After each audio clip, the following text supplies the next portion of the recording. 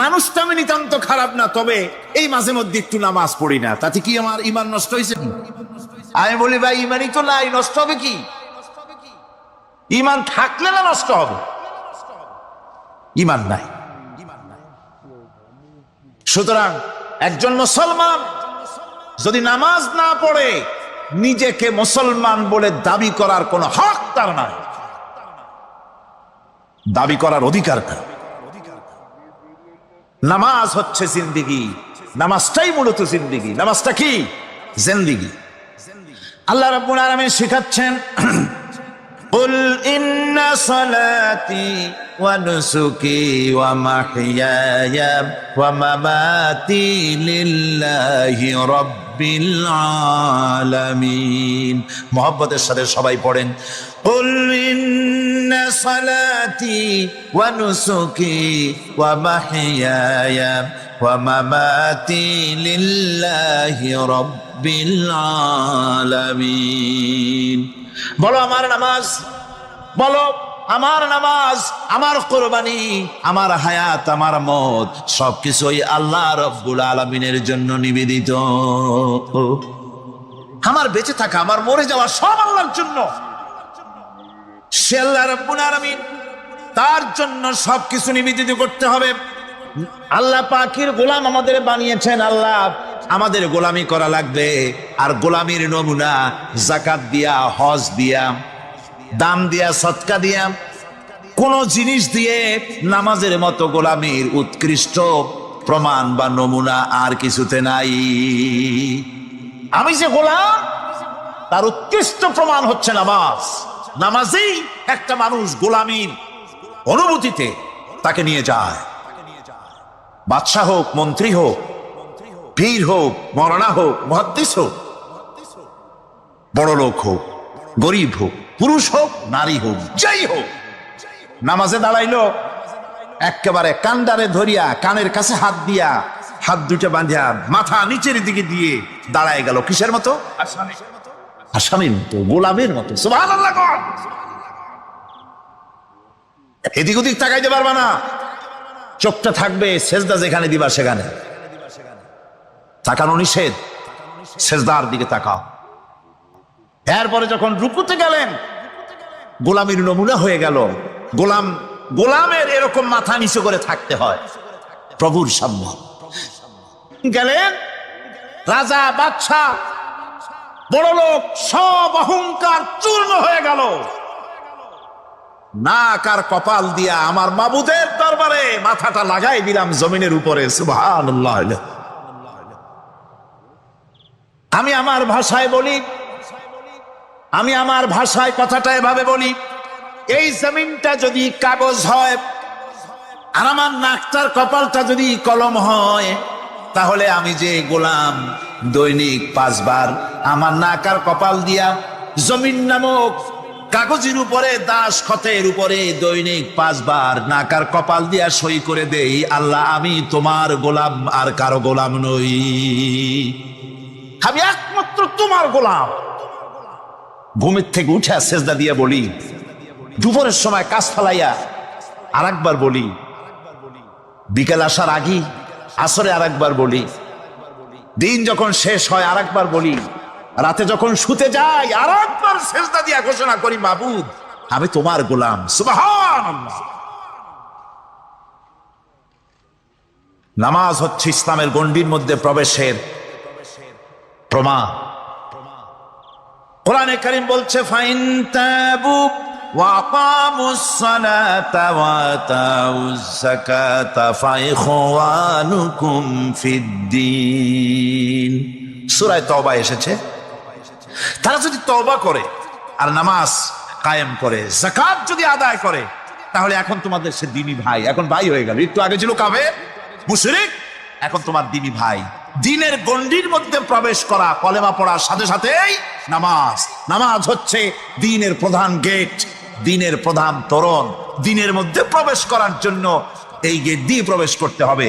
সুতরাং এই নামাজের এতই গুরুত্ব দেওয়া হয়েছে। ইসলাম যদি ক্ষমতায় আসে, আল্লাহ যেন এনে দেন, জোরে কোন আমিন। ইসলাম যদি ক্ষমতায় এসে যায়, রব্বুল আলামিন তাফসীরে মাহফিল কোরআন সামনে নিয়ে আশা করে তোমার দরবারে দোয়া করি, এই বিশাল জনসমুদ্রের দোয়া কবুল করো মাবুদ গো, এই বাংলাদেশকে ইসলামের দেশ বানাইয়া দাও। দেশটা যদি ইসলামের হয়ে যায়, আইন যদি আল্লাহর হয়, শাসন যদি সৎ লোকেরা করে, রব্বুল আলামিন কোরআন শরীফে বলেন, তাহলে তারা 4টা কাজ করবে। আল্লাযীনা ইম্মাক্কান্নাহুম ফিল আরদ আকামুস সালাতা ওয়া আতাউজ যাকাত ওয়া আমারু বিল মা'রুফি ওয়া নাহাউ আনিল মুনকার। মুমিনেরা ক্ষমতা এসে প্রথম যে কাজটা করবে, প্রথমে ক্ষমতা এসেই নামাজ বাধ্যতামূলক করবে। প্রথম কি? ওয়াজ নসিহতে অনুরোধ করা হবে না, বাবাজিরা আল্লাহর রাস্তায় নামাজটা পড়ে না। রেডিও এবং টেলিভিশনের মাধ্যমে রাষ্ট্রপ্রধান অর্ডার করে দিবেন, আজ থেকে বাংলাদেশের 12 কোটি তাওহীদি জনতা, নারী পুরুষ যারা আকেল বালিগ, সকলের জন্য নামাজ বাধ্যতামূলক, নামাজ পড়তেই হবে। এটা অর্ডার। বেলা যখন 1টা বেজে যাবে, বেলা যখন 1টা বাজবে, সমস্ত মসজিদে আজান শুরু হয়ে যাবে। আজানের সাথে সাথে অফিস, আদালত, কল কারখানা, ক্ষেত খামার, শিক্ষাঙ্গন সব ডেডলক হয়ে যাবে। আধা ঘন্টার জন্য বন্ধ হয়ে যাবে। যারা মুসলমান অফিসে, কলেজে, ইউনিভার্সিটিতে, সর্বত্র তারা নামাজের জন্য প্রস্তুতি নেবেন। আধা ঘন্টার ভিতরে নামাজ আর খানা সেরে আবার কলেজ চলবে, বিশ্ববিদ্যালয় চলবে, কল চলবে, কারখানা চলবে, ক্যান্টনমেন্ট চলবে, সেক্রেটারিয়েট চলবে, সব আপন গতিতে চলতে থাকবে। আল্লাহর রহমত, বরকত আকাশ থেকে নাজিল হয়ে যাবে। আর এই অর্ডার যে দেওয়া হবে, নামাজ পড়বেন, নামাজ পড়বেন সেখানে।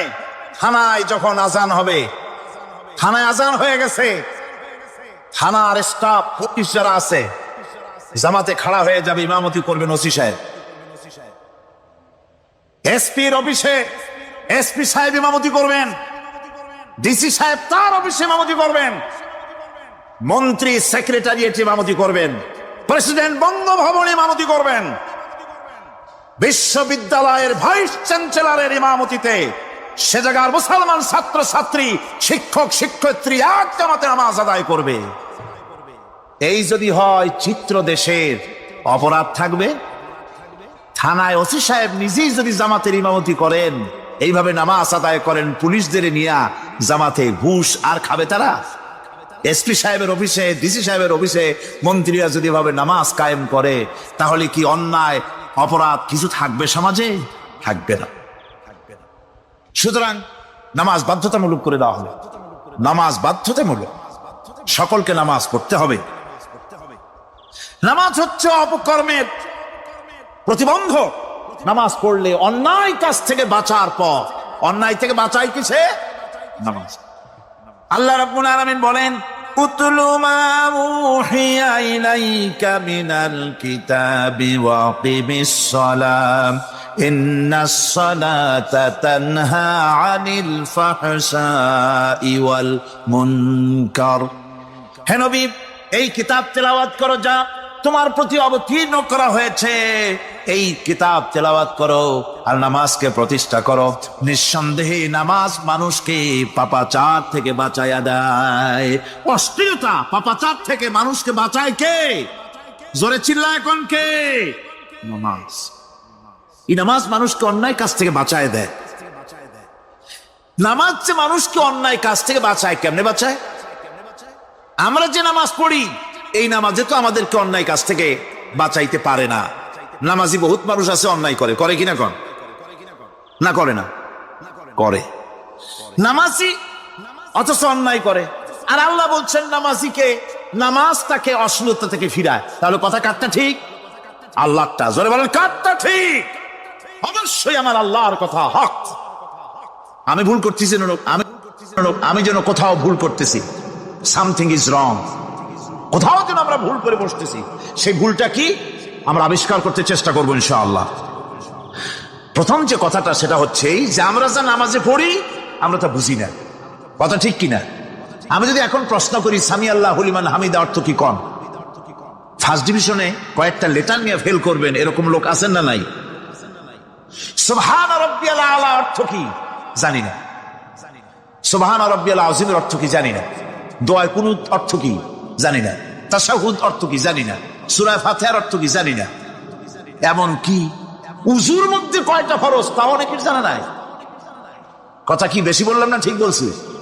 একজনে জিজ্ঞেস করলো, মিয়া উজুতে কয় ফরজ? ভাই হুজুর কি মনে করেন যে বুঝি জানি না? এটা তো সাধারণ ব্যাপার, বলেন না কয় ফরজ? উজুতে তো 17 ফরজ। কি কি কয়? হাত ধোয়া, পাও ধোয়া, মুখ ধোয়া, নাক ধোয়া, চোখ ধোয়া, জিহ্বা ধোয়া, মাথা ধোয়া।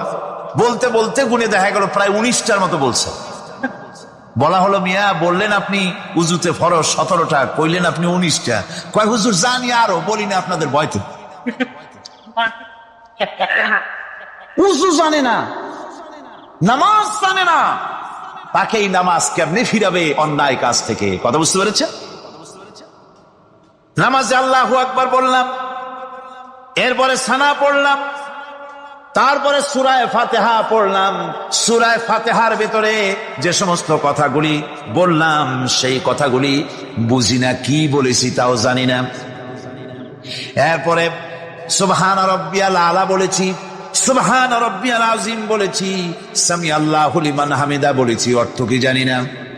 আল্লাহ তা শুনতে পান, যে ব্যক্তি আল্লাহর প্রশংসা করেন তিনি তা শুনতে পান। নামাজের মধ্যে আইডিয়া দেওয়া হচ্ছে, তুমি যে আল্লাহর জন্য নামাজ পড়তেছো, প্রশংসা করতেছো, এটা এমন নয় যে আল্লাহ পাক দেখছেন না বা শুনতেছেন না। তুমি যা বলতেছো, প্রশংসা করতেছো, আল্লাহ পাক তা শুনতে পাচ্ছেন। সামি আল্লাহু লিমান হামিদা, সুবহান রাব্বিয়াল আলা। আমি মহান সর্বশ্রেষ্ঠ আল্লাহ রাব্বুল আলামিনের পবিত্রতা ঘোষণা করছি, আমি তার প্রশংসা করছি। সূরা ফাতিহার কি আমরা বলি আপনারা ব্যাখ্যা দেখে বুঝে নিয়েন, সেগুলি আমি এখানে বলে বাকি কথা সব শেষ করতে পারবো না। নামাজে কি পড়েন সেটা যদি জানতেন, অবশ্যই আল্লাহ রাব্বুল আলামিনের কথা কার্যকরী হয়ে যেত। ইন্নাস সালাতা তানহা আনিল ফাহশাই ওয়াল মুনকার। নামাজ মানুষকে পাপের কাজ, অশ্লীলতা থেকে ফিরাতে পারে। আল্লাহ ইন্না বসাইছেন, নিশ্চয়ই, বেশক, অবশ্যই নামাজ পাপ থেকে ফিরাবে। কিন্তু কেমনে ফিরাবে নামাজ তো বুঝি না, নামাজ তো বুঝি না। খালি সেজদা দেয় জনমের মতো, আর সেজদা কি? নামাজে যদি দেখে ইমাম দেরি করতেছে, আত্মাহিয়াত পড়তে দেরি হয়ে যাচ্ছে, পিছন থেকে সিগন্যাল মারে, ঠিক কিনা? বেয়াদব, বেয়াদব। তোমার নামাজ, তোমার আত্মাহিত আগে শেষ হয়েছে, তাতে কি হয়েছে? চুপ করে বসে থাকো। ইমামকে কাশি দিয়া সতর্ক করার অধিকার তোমার নাই। যদি ইমামকে সতর্ক করার জন্য কাশি দিয়ে থাকো, তোমার নামাজ ফাসেদ হয়ে যাবে। এটা ফাজলামি করার জায়গা না, এটা নামাজ। এর নাম কি? ধীরে সুস্থে নামাজ পড়তে হবে। অনেকে মসজিদটারে মনে করে জেলখানা, ঢুকতে যত দেরি, বেরোতে পারলে যেন বাসে যান ছটফট করে। সিনেমার মধ্যে গিয়ে ঘন্টার পর ঘন্টা বসে থাকে, খারাপ লাগে না? মসজিদে কেরাত যদি একটু লম্বা পড়ে, পিছনে বসে খালি কি যে করে, মনে মনে বলতে থাকে যে ইমাম এমন কাঁচা ছাড়া ছাড়ি না। আর গান যখন শোনে, শুনতেই থাকে, কত মজা, ঘুম আসে না। নাউযুবিল্লাহ। সুতরাং নামাজে কি পড়েন সেটা আপনাকে বুঝতে হবে। সঠিকভাবে নামাজ পড়ার পরও যদি কোনো মানুষের সঠিকভাবে, ভালো করে শোনেন, সঠিকভাবে নামাজ পড়ার পরেও যদি কোনো মানুষ পাপের থেকে না ফেরে, তাহলে বুঝতে হবে একথা, পানি আর সাবান দিয়া কাপড় ধুলে কাপড়ের ময়লা যাবে, কিন্তু পানি আর সাবান দিয়া কয়লা জনমের মতো ধুইলেও কয়লার ময়লা যাবে না। কথা বুঝে আসছে? এর থেকে আর উত্তম দৃষ্টান্ত আমার কাছে নাই। নামাজ পড়ার পরেও যদি চরিত্র ভালো না হয়, বুঝতে হবে নামাজ হচ্ছে না, কাঙ্ক্ষিত মানের নামাজ আদায় হচ্ছে না। আল্লাহর নবী বলেছেন, যার নামাজ পাপ কাজ হতে ফিরাতে পারলো না, তার নামাজ নামাজি নয়। আবার শুনুন, রাসূল বলছেন, যার নামাজ তাকে পাপের কাছ থেকে ফিরাতে পারলো না, তার নামাজ নামাজ নয়। নামাজ যদি প্রতিষ্ঠিত থাকতো সমাজে, বেনামাজি মানুষ যদি এসে মঞ্চে দাঁড়ায়া যতই বলতো আমি ক্ষমতায় গেলে এই করব সেই করব, নামাজ প্রতিষ্ঠিত থাকলে পরে বেনামাজিরে কেউ ভোট দিত না। নামাজ যদি প্রতিষ্ঠিত থাকতো তাহলে অফিসের অফিসার তো দূরের কথা, বেনামাজি অফিসের ঝাড়ুদারের চাকরিও তার কিসমতে জুটত না যদি নামাজ প্রতিষ্ঠিত থাকতো। এর নাম হলো নামাজ কায়েম হওয়া। নামাজ কায়েম থাকলে এই অবস্থার সৃষ্টি হতো। এই জন্য আল্লাহ পাক বলেছেন নামাজকে কায়েম করতে হবে। নামাজ হবে সব ভালো কাজের মানদণ্ড। সমস্ত ভালো কাজের মানদণ্ড কি? নামাজ। নামাজ আমাদেরকে বড় রকমের শিক্ষা দেয়। কি শিক্ষা দেয়? নামাজ আমাদের শিখায় ঐক্য আর ভ্রাতৃত্ব। ভ্রাতৃত্বের আর ঐক্যের শিক্ষা দেয়। এক নেতার আনুগত্য করা শিখায়। জামাত যত বড় হোক, ইমাম হবে কয়জন? একজন ইমাম হবে। আর এই ইমাম মানে কি? নেতা। ইমাম মানে কি? নেতা নির্বাচন শিখায় নামাজে। নেতা নির্বাচন কে শিখায়? নামাজ শিখায়। বোঝেন খুব ভালো করে। কিভাবে? মনে করুন, চট্টগ্রাম শাহী মসজিদে ইমাম প্রয়োজন। এখন সেই ইমাম নেওয়ার জন্য ইন্টারভিউ কল করা হলো, বিজ্ঞাপন দেওয়া হলো পত্রিকায়। অনেক আলেম আসলেন। ইন্টারভিউ বোর্ডে যারা বসলেন তারা ইন্টারভিউটা কিভাবে নেবেন? যার মাথার চুল লম্বা বেশি তার ইমামতি দেওয়া হবে, যার লুঙ্গিটা পায়ের গিরার তলে তারে দেওয়া হবে, যার মোস্তা মুখের মধ্যে গিয়া ঢুকছে, হাসি দিলে বুঝাই যায় না হাসে না কান্দে, তারে দিবে। দাড়িগুলা কামাইছে তারে দেবে। সিগারেট খায় বা অবশ্য চট্টগ্রাম আর সিলেটে সিগারেটের ফতোয়া ভিন্ন রকম। বরিশালে আমি যেখানে জন্মগ্রহণ করেছি, আমার এলাকায় কোনো আলেম যদি সিগারেট খায়, মসজিদের ইমাম তো ভালো, মসজিদ ঝাড়ু দিতেও ঢুকতে দেবে না মসজিদে। এটা এই এলাকার এক রকমের কায়দা। আমি এটার ব্যাপারে কথা নাইবে বললাম। তো আপনারা খুঁজে দেখবেন সে সিনেমা দেখে নাকি, মিথ্যা কথা বলে নাকি, বউ পর্দায় থাকে নাকি। এগুলি মাইক্রোস্কোপ যন্ত্র দিয়ে ইমামের মাথা থেকে পা পর্যন্ত দেখবেন কিনা কন? আচ্ছা এবার কন তো দেখি, এই ইমাম সাহেব ইমামতি করবে কতজন লোকের? 500, 1000। শাহী মসজিদে ধরেন 5000 লোক হইল। 5000 লোক, 5000 লোকের ইমাম নির্বাচনের সময় পা থেকে শুরু করে মাথা পর্যন্ত দেখেন, এমনকি বউ পর্যন্ত। বৌমনি আনিয়ে দেখেন না, পর্দায় থাকে কিনা এইটা আপনারা দেখেন, ঠিক কিনা? এ খবরটা নেন। 5000 লোকের একটা ইমাম বানাতে গিয়ে মাইক্রোস্কোপ যন্ত্র দিয়ে দেখেন মোষ কেমন, দাড়ি কেমন, চুল কেমন, পাও কেমন, হাত কেমন, হাতে নখ লম্বা কিনা, দাঁতে ছাতা কিনা, বউ পর্দায় থাকে কিনা, মিথ্যা কথা কয় কিনা, এত দেখেন। আর যখন নির্বাচন আসে তখন 2.5 থেকে 3 লক্ষ মানুষের জন্য একজন এমপি নির্বাচিত হয়। সেই ইমামকে বাছাই করার জন্য নামাজ পড়ে কিনা, জিনাকার কিনা, মদখোর কিনা, সুদখোর কিনা, ঘুষখোর কিনা, বদমাশ কিনা বাছাই করা হয় না।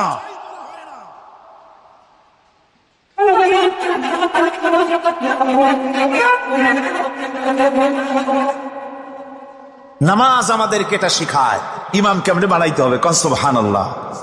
নামাজ ঐক্য শিখায়, নামাজ ভ্রাতৃত্ব শিখায়, নামাজ পারস্পরিক মহব্বত শিখায়, নামাজ নেতা কেমন হওয়া উচিত, নেতা নির্বাচন শিখায়।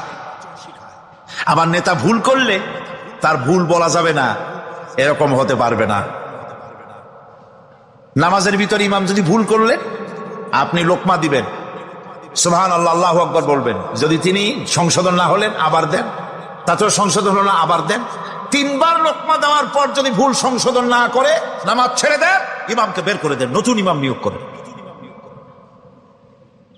যারা ক্ষমতায় যাবে, আপনি রাষ্ট্রের ইমাম যারে বানাবেন, সেই রাষ্ট্রীয় ইমাম যদি জনগণের ইচ্ছার বিরুদ্ধে যদি চলে, 1 বার লোকমান দেন, 2 বার লোকমান দেন, 3 বার দেন, তারপরেও যদি না নামে, ঘট ধরে নামেন। নামাজ আপনাকে নেতা নির্বাচন, নেতাকে প্রতিষ্ঠিত রাখা, নেতার আনুগত্য আপনাকে শিখায়। নামাজ লাইন সোজা করে দাঁড়াতে হবে। লাইন যদি বাঁকা করেন আপনার কলজেটা ওরকম বাঁকা হয়ে যাবে। নাউজুবিল্লাহ। নামাজের কাতারে যার কারণে নামাজের কাতার বাঁকা হবে, পুরা কাতারের জন্য আল্লাহর কাছে ওই লোকটা দায়ী হয়ে যাবে। নামাজ শৃঙ্খলা শিখায়, সুবহানাল্লাহ কইতে ইচ্ছা করে না? নামাজ শৃঙ্খলা শিখায়, শৃঙ্খলা বোধ শিখায়, সোজা হয়ে দাঁড়ায়। তারপরে ঐক্য এবং মহব্বত শিখায়। নামাজের ভিতরে যখন দাঁড়ায় গেলেন, আমির দাঁড়ালো, ফকির দাঁড়ালো, মন্ত্রী দাঁড়ালো, তার ড্রাইভারও দাঁড়ায় গেল, একই কাতারে দাঁড়ায় গেছে। নামাজ পড়তে গিয়ে ড্রাইভারের পাও গিয়ে লেগেছে মন্ত্রীর গায়ে। নামাজ শেষ হওয়ার পর মন্ত্রীর বাবার ক্ষমতা নাই এ কথা বলার যে বেটা ড্রাইভার সরিমদ্দি, তোর পাও লেগেছে আমার পায়ে, তোর চাকরি শুদ্ধা দোজকে পাঠায় দেব। পারবে বলতে? পারবে না। মিয়া মন্ত্রী সাহেব, এটা তোমার সেক্রেটারিয়েট না, এটা আল্লাহর ঘর। এটা কার ঘর? এক হি সব মে খড়ে হো গয়ে মাহমুদ ও আয়াজ, এক হি সব মে খড়ে হো গয়ে মাহমুদ ও আয়াজ, না কোই বান্দা রহা না কোই বান্দা নওয়াজ। একই কাতারে দাঁড়িয়ে গেছে সম্রাট মাহমুদ আর চাকর আয়াজ। এখন সম্রাট মাহমুদও নাই, চাকর আয়াজও নাই, সম্রাট আর চাকর দুজনই আল্লাহ পাকের গোলাম হয়ে গিয়েছে। তুমি মসজিদে এসেছো, তুমি আল্লাহর গোলাম। কার গোলাম? আল্লাহ পাকের গোলাম। এই জিনিস শিখায় নামাজ। নামাজ শিখায় মানুষকে পাঞ্চুয়ালিটি, নিয়মানুবর্তিতা, সময়ের জ্ঞান শিখায় নামাজ। নামাজ মানুষকে কি শিখায়? আল্লাহ রাব্বুল আলামিন বলছেন, ইন্নাস সালাতা কানাত আলাল মুমিনিনা কিতাবাম মাওকুতা। নিঃসন্দেহে নামাজ মোমেনদের নিয়মানুবর্তিতার সাথে ফরজ করা হয়েছে, তাদের উপরে নিয়মানুবর্তিতার উপরেই, সময়ের উপরে নামাজকে ফরজ করা হয়েছে। আপনার আন্দাজ মতো আপনি পড়তে পারবেন না, সময় মতো পড়তে হবে, আউয়াল ওয়াক্তে পড়তে হবে। আমার দেশের মসজিদগুলিতে ফজরের নামাজ পড়া হয় এমন সময় পূর্ব দিক ফর্সা হয়ে যায়। ইমাম সাহেব যদি ভুল করেন, নামাজ যদি দোহরাতে যান তাহলে সূর্য উদয় হয়ে যাবে, এমন অবস্থা। নামাজ এত দেরিতে পড়া হয়। প্রত্যেক ওয়াক্তের নামাজ আউয়াল ওয়াক্তে পড়ার জন্য রাসূল সাল্লাল্লাহু আলাইহি ওয়াসাল্লাম তাগিদ করেছেন। সময়ের দিকে লক্ষ্য রাখতে বলা হয়েছে। যেই জাতি, লক্ষ্য করুন, যে জাতি দৈনিক 5 বার টাইমলি, অক্ত মতো, সময় মতো নামাজ আদায় করতে হয়, দুর্ভাগ্যজনক সত্য, সেই জাতির কাছে সময়ের কোনো দাম নাই। সময়ের দাম নাই। 9টার গাড়ি কয়টায় আসবে? 9টার গাড়ি কয়টায় আসবে? একদিন দেখা গেল সত্যি 9টার সময় এসে গেছে। যাত্রীরা বলছে মাশাআল্লাহ, অন্তত একটা দিন তো 9টার সময় আসলো। স্টেশন মাস্টার বলছে না, খুশি হওয়ার কারণ নাই, আজকের না, এটা গতকালকেরটা। আমার আমেরিকার সফরের সময়, যে বাড়িতে আমি আমেরিকায় থাকি, কুইন্স এলাকায়, নিউ ইয়র্ক সিটিতে, সে বাড়িওয়ালা চাকরি করে। সে আমাকে বলল 10টি বছর আমি একটা ট্রেনে যাতায়াত করি। সে বলছে রাত 3:45 ট্রেনটা আসে, ওই ট্রেনে চড়ে সে তার কর্মস্থলে যায়। বলল 10টা বছর আমি এখানে আছি, 10 বছরের ভিতরে এই ট্রেনটা 1 মিনিটের জন্য এদিক ওদিক করলো না, ঠিক 3:45 এসে হাজির হয়ে গেছে। ঝড় হোক, বৃষ্টি হোক, স্নো পড়ুক, বরফ পড়ুক, টাইমলি চলতেছে। দুনিয়ায় ভিন্ন জাতিরা যে উন্নতি করে, তার পেছনে সময়ের জ্ঞান তাদের অনেক বেশি আমাদের থেকে। কথা ঠিক কিনা? আমাদের সময়ের জ্ঞান নাই, সময়ের কোনো মূল্য আমরা দেই না। 2টার সময় মিটিং হবে, মন্ত্রী সাহেব আসেন 5টার সময়, ঠিক কিনা? বক্তৃতার জন্য সময় দেওয়া হয়েছে 20 মিনিট, নাহমাদু ওয়া নুসাল্লি আলা কইয়া সুর দিয়া 35 মিনিট গেছে নাহমাদু কইতে কইতে। সময় 20 মিনিট, তার মনেই নেই। এই যে সময়ের জ্ঞান নাই, এটা ব্যর্থতা। নামাজ মানুষকে সময়ের জ্ঞান শিখায়। কোন আলহামদুলিল্লাহ। এই সময়ের জ্ঞান আমাদেরকে শিখতে হবে। এবার আমি আপনাদের সামনে বলতে চাই, আল্লাহর নবী জনাবে মুহাম্মদ রাসূলুল্লাহ সাল্লাল্লাহু আলাইহি ওয়াসাল্লাম নামাজের ব্যাপারে কি বলছেন। এতক্ষণ তো আল্লাহর কথা শোনালাম, কার কথা শোনাইছে? আমার আল্লাহর নবী বলেন, নবীকে প্রশ্ন করা হলো, ইয়া রাসূলুল্লাহ, আইয়ু শাইইন আহাব্বু ইনদাল্লাহি ফিল ইসলাম, ইসলামের মধ্যে আল্লাহর কাছে কোন জিনিসটা বেশি প্রিয়? আল্লাহর কাছে ইসলামের কোন জিনিসটা বেশি প্রিয়? হুজুর বললেন, আস-সালাতু লিওয়াক্তিহা, মান তারাকা সালাতান ফালা দীনা লাহু ওয়াস-সালাতু ইমাদুদ্দিন। আল্লাহর কাছে সবচাইতে বেশি প্রিয় হচ্ছে নামাজ। সবচাইতে প্রিয় কি? নামাজ। ওয়াক্ত মতো নামাজ আদায় করা আল্লাহ পাকের বেশি প্রিয়। আর এই নামাজ হচ্ছে দ্বীনের খুঁটি। এটা দ্বীনের কি? খুঁটি। এই যে খুঁটিগুলো আছে, খুঁটিগুলো ফালাই দিলে তারপরে আপনার এই প্যান্ডেল থাকবে? থাকবে না। বিল্ডিং এর পিলার ভেঙে দেন, বিল্ডিং টিকবে? ঘরের খুঁটিগুলি উড়ায় ফেলেন, ঘর টিকবে? টিকবে না। দ্বীনের খুঁটি হচ্ছে নামাজ। লা দীনা লিমান লা সালাতা লাহু, যার কাছে দ্বীন নাই, যার কাছে নামাজ নাই, তার কাছে কি নাই? দ্বীন নাই, ঈমান নাই। আল্লাহর নবী বলেছেন, ওয়ান জাবির রাদিয়াল্লাহু তাআলা আনহু قال قال رسول الله صلى الله عليه وسلم بين العبد وبين الكفر ترك الصلاة। আল্লাহ পাকের নবী বলেন, আল্লাহর বান্দার মুমিন, আল্লাহর বান্দার কাফের, দুইজনের মধ্যে পার্থক্য হলো, যে ব্যক্তি নামাজ পড়ে সে আল্লাহর গোলাম, যে নামাজ পড়ে না সে কাফের হয়ে গেল। যে নামাজ পড়লো না সে কাফের হয়ে গেল। মান তারাকা সালাতান মুতাআম্মিদান ফাকাদ কাফারা, যে ব্যক্তি ইচ্ছে করে নামাজ ছেড়ে দিল সে কাফের হয়ে গেল। বলেন নাউযুবিল্লাহি মিন যালিক। এই জন্য নামাজ আদায় করা বাধ্যতামূলক প্রত্যেকটি মুসলমানের জন্য। রাসূল করিম সাল্লাল্লাহু আলাইহি সাল্লাম একটা দৃষ্টান্ত দিয়েছেন, কারো বাড়ির সামনে যদি একটা নাহার থাকে, একটা পুকুর থাকে, একটা খাল থাকে প্রবাহিত, এতে যদি ওই বাড়িওয়ালা দৈনিক 5 বার গোসল করে, তাহলে তার গায়ে কি কোনো ময়লা থাকে? হুজুর, সাহাবীরা বললেন, না হুজুর, থাকে না। হুজুর বললেন, এটাই হলো নামাজের দৃষ্টান্ত।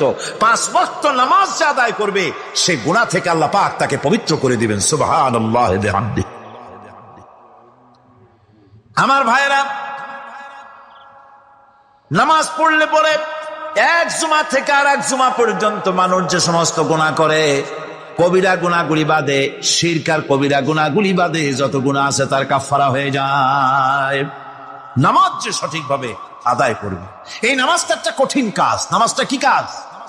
কে বলতেছেন এ কথা? আল্লাহ পাক। ওয়া ইন্নাহা লাকাবীরাতুন ইল্লা আলাল খাশিঈন। নামাজ একটা ভারী জিনিস, একটা কঠিন জিনিস। কাদের জন্য কঠিন নয়? যারা নাকি আল্লাহ পাককে ভয় করে। আল্লাযীনা ইয়াযুন্নুনা আন্নাহুম মুলাকু রাব্বিহিম ওয়া আন্নাহুম ইলাইহি রাজিউন। যারা নাকি একথা মনের ভিতরে ধারণা করে যে আল্লাহ রাব্বুল আলামিন দরবারে আমার হাজির হওয়া লাগবে, মোলাকাত করা লাগবে, এই চিন্তা যারা করে তাদের জন্য নামাজ মোটেই কষ্টকর নয়, নামাজ মোটেই তাদের জন্য অসহনীয় নয়, বোঝা নয়, ভার নয়। তারা নামাজ আদায় ঠিকই করবে।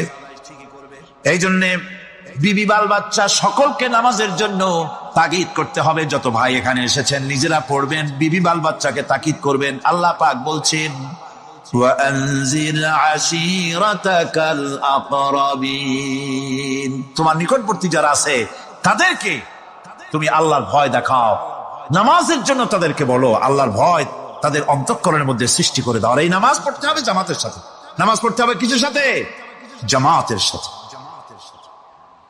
রাসূল করিম সাল্লাল্লাহু আলাইহি ওয়াসাল্লাম বলছেন, হুজুরের কাছে, আল্লাহর নবীর কাছে, হযরতে আবু হুরায়রা রাদিয়াল্লাহু তাআলা আনহু হাদিসটি বর্ণনা করেছেন। হুজুরের কাছে একজন অন্ধ লোক এলো। সেই অন্ধ লোক এসে বললেন, হুজুর, আমি তো চোখে দেখি না, জামাতের যে গুরুত্বের কথা আপনি বললেন, আমাকে কি রুখসত দেওয়া যায় নাকি? আমি অনেক সময় সাথী সঙ্গী পাই না, আমাকে কি রুখসত দেওয়া যায় নাকি? হুজুর বললেন, হ্যাঁ, তোমাকে রুখসত দেওয়া গেল।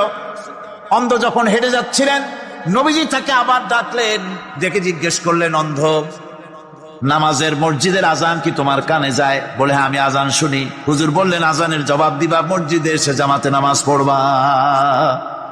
একজন অন্ধকে রুখসত দেওয়া হয় নাই।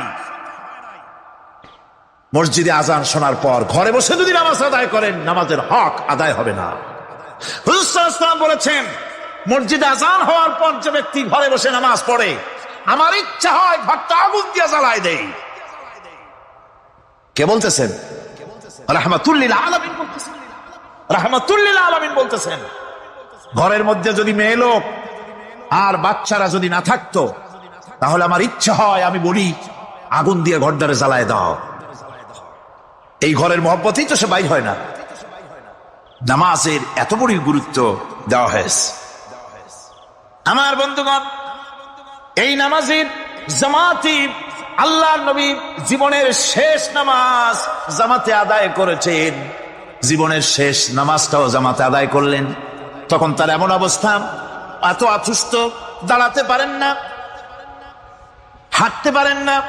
দুইজন সাহাবীর কাঁধের উপরে ভর করে তারপরে বহু কষ্ট করে মসজিদে গিয়ে নামাজ আদায় করেছেন। খুতবা দিয়েছেন। বললেন, খুতবা দিতে গিয়ে বললেন, আজ থেকে মসজিদে নববীর চতুর্দিকের সকলের দরজা বন্ধ হয়ে যাবে, শুধু আবু বকরের দরজাটা খোলা থাকবে। আল্লাহর নবী বললেন, আল্লাহ রাব্বুল আলামিন এই পৃথিবীতে তার এক বান্দাকে জাগতিক সব সম্পদ দিতে চেয়েছিলেন, কিন্তু সে বান্দা সব জাগতিক সম্পদকে উপেক্ষা করে মাবুদের সঙ্গে দেখা করা বেশি জরুরি, বেশি পছন্দ মনে করেছেন। এতটুকুন কথা নবীজি বললেন, কেউ কিছু বুঝলো না। হযরতে আবু বকর রাদিয়াল্লাহু তাআলা আনহু হুজুরের এই কথা শুনে কাঁদতে কাঁদতে তিনি অস্থির হয়ে যাচ্ছেন। সাহাবীরা চিন্তা করলেন, হুজুর কান্না কার কথা বলেছেন, তাতে কান্নার কি আছে? বয়োবৃদ্ধ, জ্ঞান বৃদ্ধ হযরতে আবু বকর রাদিয়াল্লাহু তাআলা আনহু বুঝতে পেরেছেন এই পৃথিবীর সব সম্পদ তো আল্লাহ হুজুরকেই দিতে চেয়েছিলেন। তিনি সমস্ত সম্পদকে উপেক্ষা করে তার মাবুদের সঙ্গে দেখা করার জন্য প্রস্তুতি নিয়েছেন। তার মানে হলো আল্লাহ নবী বিদায় হয়ে যাবেন, আমরা নবী থেকে এতিম হয়ে যাব। নবীজি ঘরের মধ্যে প্রবেশ করলেন, প্রচন্ড জ্বর এলো। এই প্রচন্ড জ্বর নিয়ে তিনি শুয়ে আছেন, কখনো বেহুশ কখনো হুশ। এর মধ্যে সারা আযান হয়ে গেল। সাহাবীরা বহুক্ষণ অপেক্ষা করে হযরত আবু বকরের ইমামতিতে নামাজ শুরু করলেন। হুজুরের হুশ এলো, প্রশ্ন করলেন, আয়েশা রে, এখন কোন সময়?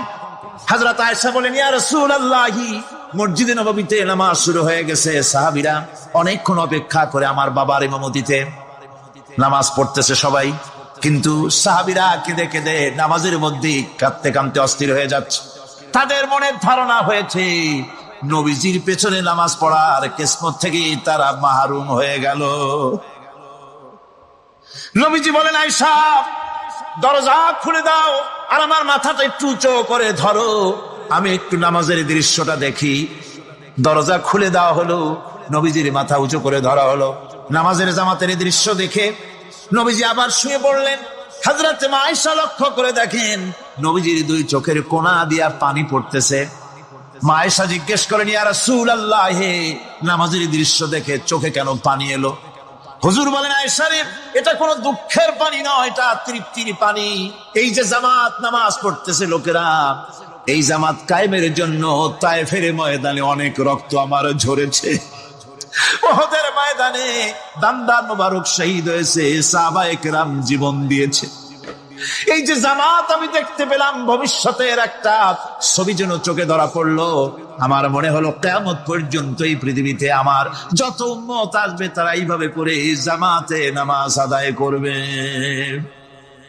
নবীজি মাথার কাছে মালাকুল মউত যখন এসে গেছেন, আমার ভাইরা, এই পৃথিবীতে যত নবীরা এসেছিলেন মৃত্যুর সময় সমস্ত নবীরা শেষ কথা যেটা বলেছেন, হাদিস, সমস্ত নবীরা উম্মতের জন্য মৃত্যুর মুহূর্তে শেষ কথা যেটা বলেছেন সেটা হলো আসসালাত, আসসালাত, নামাজ, নামাজ।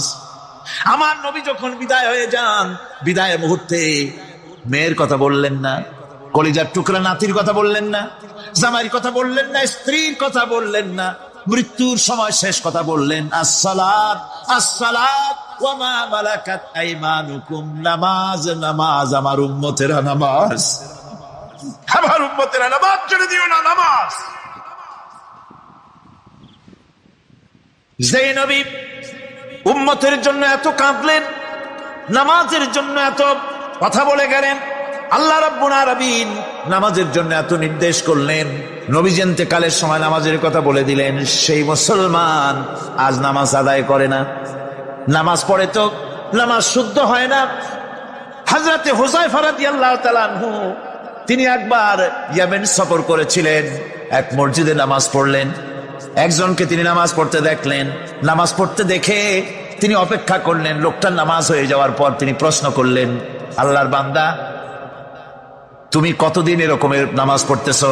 তিনি বললেন, প্রায় 40 বছর তো হবে আমি এরকম নামাজ পড়তেছি।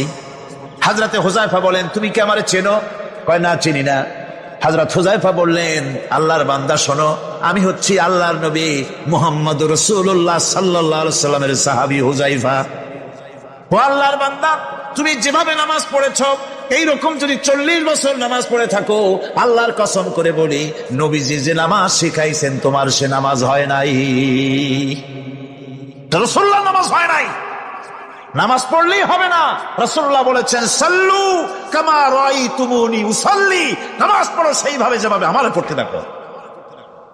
বিশ্বাস করুন ভাইরা, নামাজ যদি না হয়, হরতাল করিয়া, মিছিল করিয়া, বিক্ষোভ করিয়া, যে কোনো আন্দোলন করে ইসলামকে বিজয়ী করা যাবে না যতক্ষণ পর্যন্ত নামাজ সহি না হবে। নামাজ হচ্ছে ফাউন্ডেশন, নামাজ নাই কিচ্ছু নাই। ঠুকঠাক করে 2টা সেজদা দিয়ে উঠে যাবেন, আপনার ইসলামী আন্দোলনের 4 পয়সার দাম নাই। এই যুগের এক বাদশাহ, তার অভ্যাস ছিল কবিতা শোনা, নতুন নতুন কবিতা শুনে পুলকিত হতেন।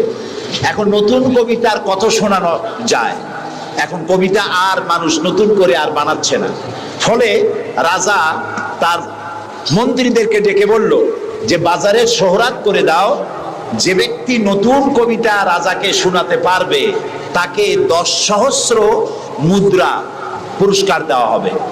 মন্ত্রীরা বলল, এটা তো সর্বনাশ হবে, এই নতুন কবিতা লোকেরা বানায় আনবে আর আপনি 10 সহস্র করে মুদ্রা দিয়ে দিয়ে রাজভান্ডার তো শেষ হয়ে যাবে। রাজা বলল, না, আমার বুদ্ধি আমার কাছে, তোমরা শুধু এইভাবে ঘোষণাটা দিয়ে দাও, আর 3টা লোক দাও আমাকে, একবার শুনলে মুখস্থ হয় এরকম একজন দাও, 2বার শুনলে মুখস্থ এরকম আরেকজন দাও, 3বার শুনলে মুখস্থ এরকম আরেকজন দাও। স্মৃতিশক্তি সম্পন্ন এরকম 3 জন লোক পাওয়া মোটেই কষ্ট হলো না। বাজারে শোহরাত করে দেওয়া হলো। নতুন নতুন নতুন নতুন কবিতা তৈরি করে কবিরা আসতে লাগলো, দিচ্ছে। আপনারা থামেন না, আমি তো বলে দিয়েছি, ফ্যান সরাই দেন পিছনের দিকে, পিছনে লাগাই দেন আমার পেছনে।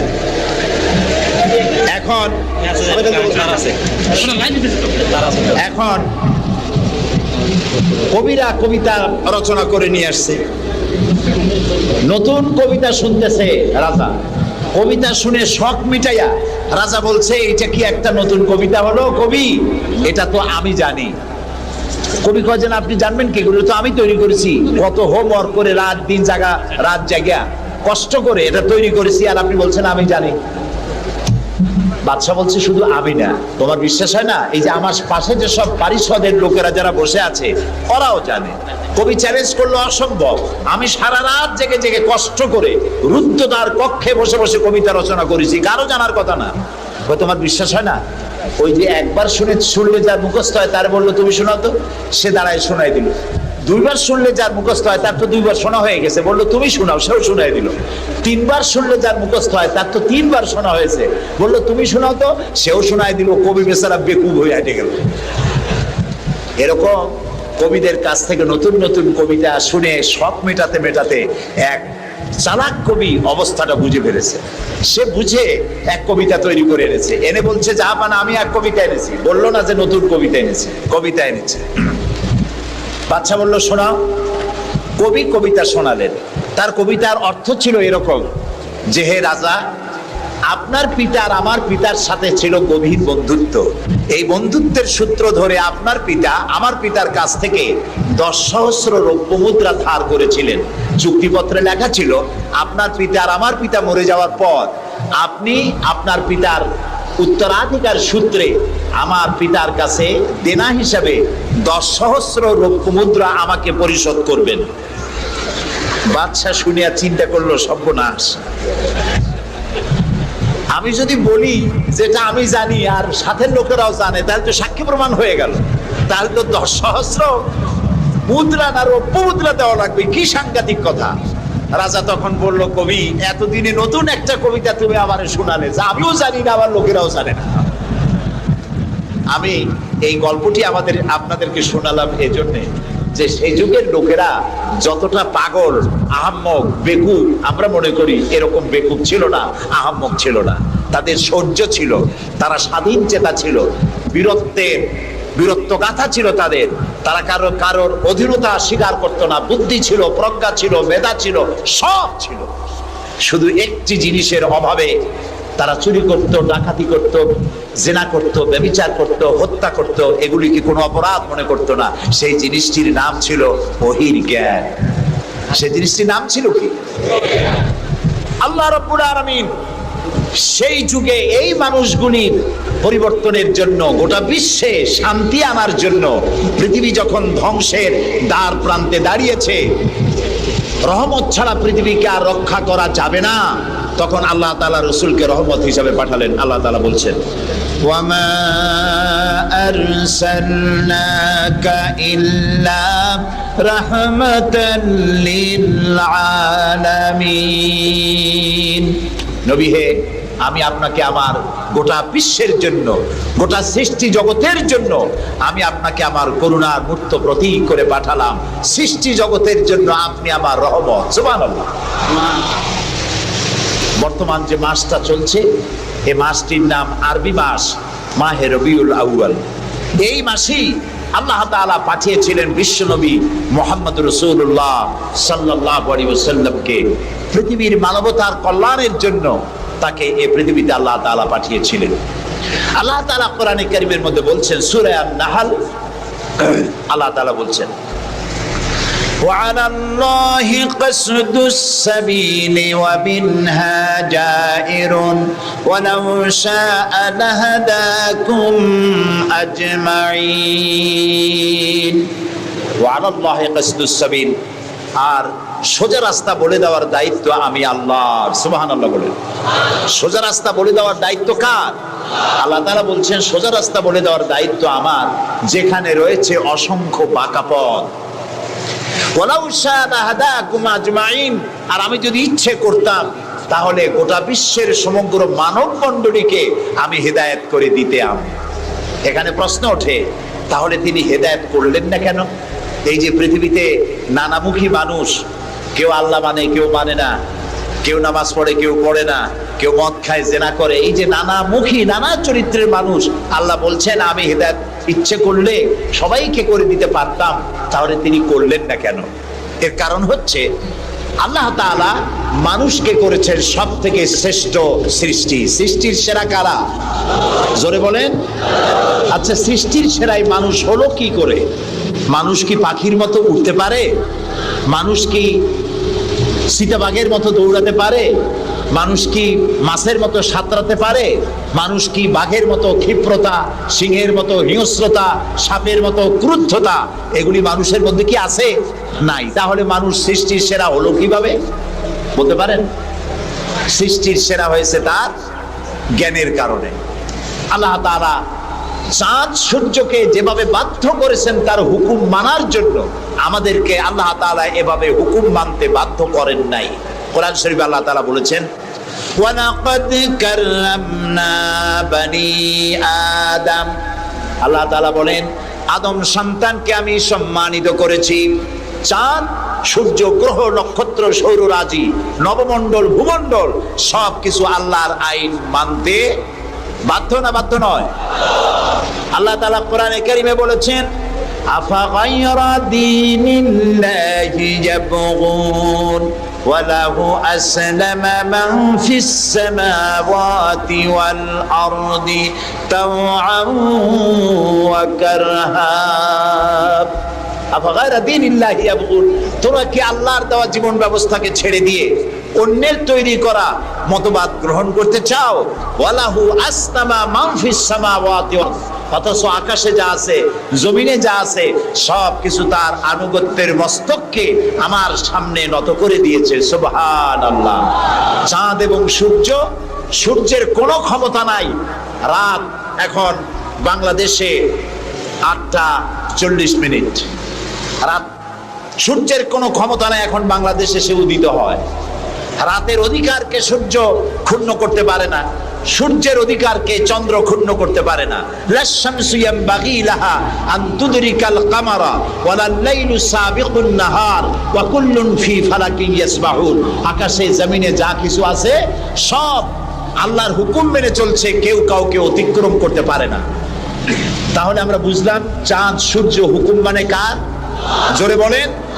এই যে গাছগুলি, চতুর্দিকে যত গাছপালা আপনারা দেখতে পান, সুবরি গাছে নারকেল হবে না, নারকেল গাছে তাল হবে না, বেল গাছে জাম হবে না, আম গাছে লিচু হবে না। ওয়ালান তাজিদা লিসুন্নাতিল্লাহি তাবদীলা। আল্লাহ তাআলা বলছেন আমার লব নেচার, প্রকৃতির আইনের ভেতরে কোনো পরিবর্তন হবে না, আমার আইন তারা মানতে বাধ্য। কেবলমাত্র মানুষ, কেবলমাত্র মানুষ। আমি তোমাদেরকে সম্মানিত করেছি, সেই জন্য আমি তোমাকে আইন মানতে বাধ্য করি নাই। কোরআন শরীফে আল্লাহ পাক বলছেন ইচ্ছে করলে কুফরি করতে পারো, ইচ্ছে করলে ঈমান আনতে পারো, ইচ্ছে করলে মুমিন হতে পারো, ইচ্ছা করলে কুফরিও করতে পারো। এটা তোমার ইচ্ছার উপরে ছেড়ে দিয়েছে। কারণ কাদ তাবায়্যানার রুশদু মিনাল গাই, হক আর বাতিল দুইটাকে আমি আলাদা করে দেখিয়ে দিয়েছি। আসহাবুল ইয়ামিন, আসহাবুশ শিমাল, ডানপন্থী আর বামপন্থী দুইটা দল আমি দেখাই দিয়েছি। ডান দিকে, আর এটা বোঝার জন্য বিবেক দিয়েছি। কি দিয়েছি বলেন? বিবেক। বিবেক আছে আমাদের? আছে কিনা? বিবেক দিয়েছি বোঝার জন্য। ডান দিকে যারা যাবে, এই ডান দিকের নেতৃত্ব দিবে নবীরা, আর নবীরা ডানপন্থীদেরকে সাথে নিয়ে চলে যাবে কোথায়? আল্লাহর জান্নাতে। আর যারা বামপন্থী তাদের নেতৃত্ব দেবে শয়তান। কে দেবে নেতৃত্ব? আমি বুঝি না মুসলমানেরা কেমনে বামপন্থী হয়। আমাদের দেশে কিছু মুসলমান আছে নামধারী, নাম মুসলমানের, কিন্তু নিজেদের পরিচয় দেয় তারা বামপন্থী। আছেন এরকম? এই সমস্ত বামপন্থীদের নেতৃত্ব দিবে শয়তান, আর এদেরকে নিয়ে শয়তান তাদেরকে নিয়ে যাবে কোথায়? যা আল্লাহ তাআলা বলছেন কাদ তাবায়্যানার রুশদু মিনাল গাই, হক এবং বাতিলকে আলাদা করে আমি ভাগ করে দুটি পথকে দেখিয়ে দিয়েছি। এখন তোমার ইচ্ছা আমার উপর ঈমান আনতেও পারো, আর যদি ইচ্ছা হয় আমার সাথে কুফরিও করতে পারো। যেহেতু তুমি গাছ না, সূর্য না, চন্দ্র না, তুমি মানুষ, আমি তোমাকে সম্মান দিয়েছি, সেজন্য তোমার এখতিয়ারে ছেড়ে দিয়েছি আর বিবেকও দিয়েছি। এই বিবেক দিয়ে তুমি বুঝতে পারবা পথ কোনটা। আল্লাহ বলছেন আমার দায়িত্ব হলো ওয়া আলাল্লাহি কাসদুস সাবিল, সোজা রাস্তা বলে দেওয়ার দায়িত্ব আমার। সুবহানাল্লাহ। আমি বলে দিয়েছি সোজা রাস্তা কোনটি। আল্লাহ তাআলা বলেন সূরা ইব্রাহিমের মধ্যে আলিফ লাম রা কিতাবুন আনজালনাহু ইলাইকা লিতুখরিজান নাসা মিনাজ যুলুমাতি ইলান নূর। আল্লাহ তাআলা বলেন হে নবী, আমি আপনার উপর একখানা কিতাব অবতীর্ণ করলাম। এটা একটি কিতাব নাজিল করলাম এই জন্য লিতুখরিজান নাসা মিনাজ যুলুমাতি ইলান নূর, যাতে করে আপনি মানব মণ্ডলীকে অন্ধকার সমূহ থেকে আলোর দিকে নিয়ে আসতে পারেন। লক্ষ্য করুন কথা আল্লাহ, আমি কার কথা শোনাচ্ছি? অন্ধকার সমূহ থেকে আলোর দিকে নিয়ে আসতে পারেন। ওলামারা যারা আলেম তারা বুঝবেন, কোরআন শরীফে আল্লাহ তাআলা অন্ধকারের কথা যত জায়গায় বলেছেন বহু বচনে বলেছেন, এক বচনে বলেন নাই। আর আলোর কথা যখন বলেছেন তখন এক বচনে বলেছেন, বহু বচনে বলেন নাই। নূরের বহু বচন হলো আনোয়ার, এই শব্দটি কোরআন শরীফের মধ্যে নাই। আল্লাহ এখানে কি বলছেন? আমি আপনার উপরে কিতাব অবতীর্ণ করলাম এই জন্য যাতে করে আপনি মানব মণ্ডলীকে অন্ধকার সমূহ থেকে আলোর দিকে আনতে পারেন। অন্ধকার সমূহ কি? অন্ধকার সমূহ হচ্ছে মানব রচিত যত মতবাদ, এ সবগুলো কি বলেন সবাই? অন্ধকার। আর ইসলাম হলো আলো। অন্ধকারের অনেক রূপ হয়, আলোর রূপ হয় মাত্র, বলেন কয়টা হয়?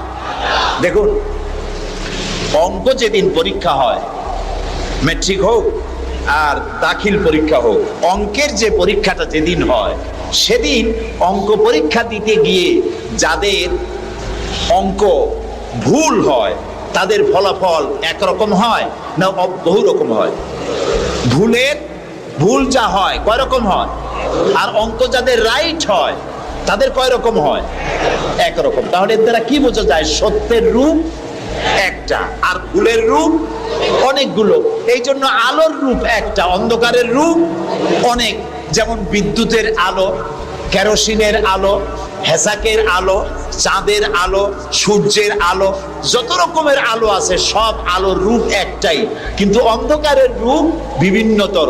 শবে কাজেবের এক রকমের অন্ধকার, অমাবস্যার আর এক রকমের অন্ধকার, রাতের আধারের আর এক রকম অন্ধকার, মেঘাচ্ছন্ন হওয়ার আর এক রকম অন্ধকার, কুয়াশাচ্ছন্ন হওয়ার আর এক রকম অন্ধকার, দরজা জানালা ভেন্টিলেটর সব বন্ধ করে দেওয়ার আর এক রকমের অন্ধকার।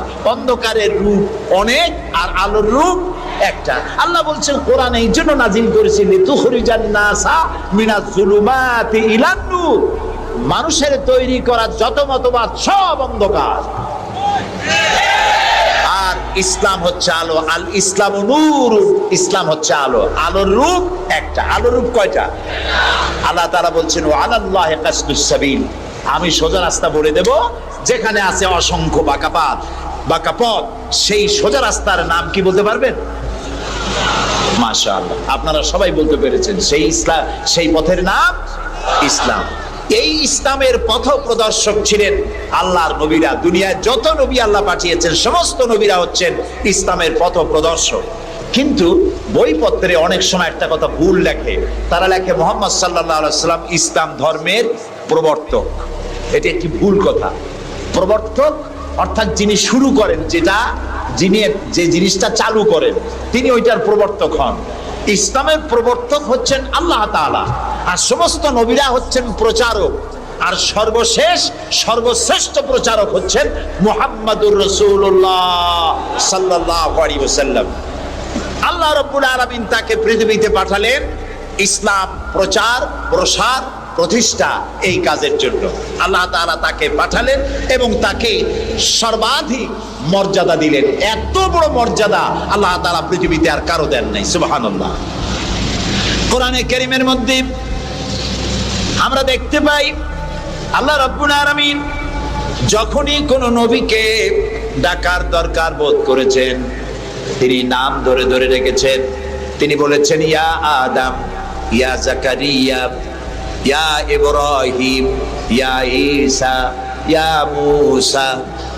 গোটা কোরআন শরীফ তন্ন তন্ন করে যদি তালাশ করা যায় কোরআন শরীফের ভিতরে কোথাও ইয়া মুহাম্মদ এই শব্দটি, এই বাক্যটি কোথাও পাওয়া যাবে না।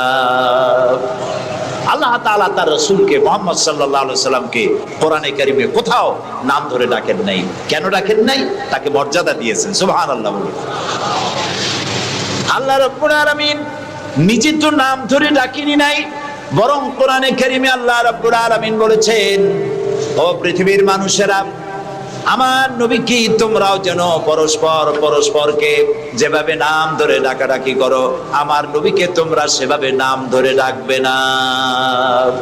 আল্লাহ নিষেধ করে দিয়েছেন।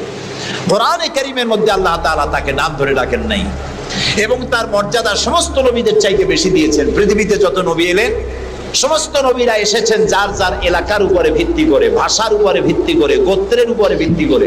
মুহাম্মদ সাল্লাল্লাহু আলাইহি সাল্লাম শুধু আরবি ভাষাভাষীদের নবী ছিলেন না, শুধুমাত্র মক্কার এবং মদিনার নবী ছিলেন না, তিনি বিশ্ব নবী। বলুন তো কি নবী?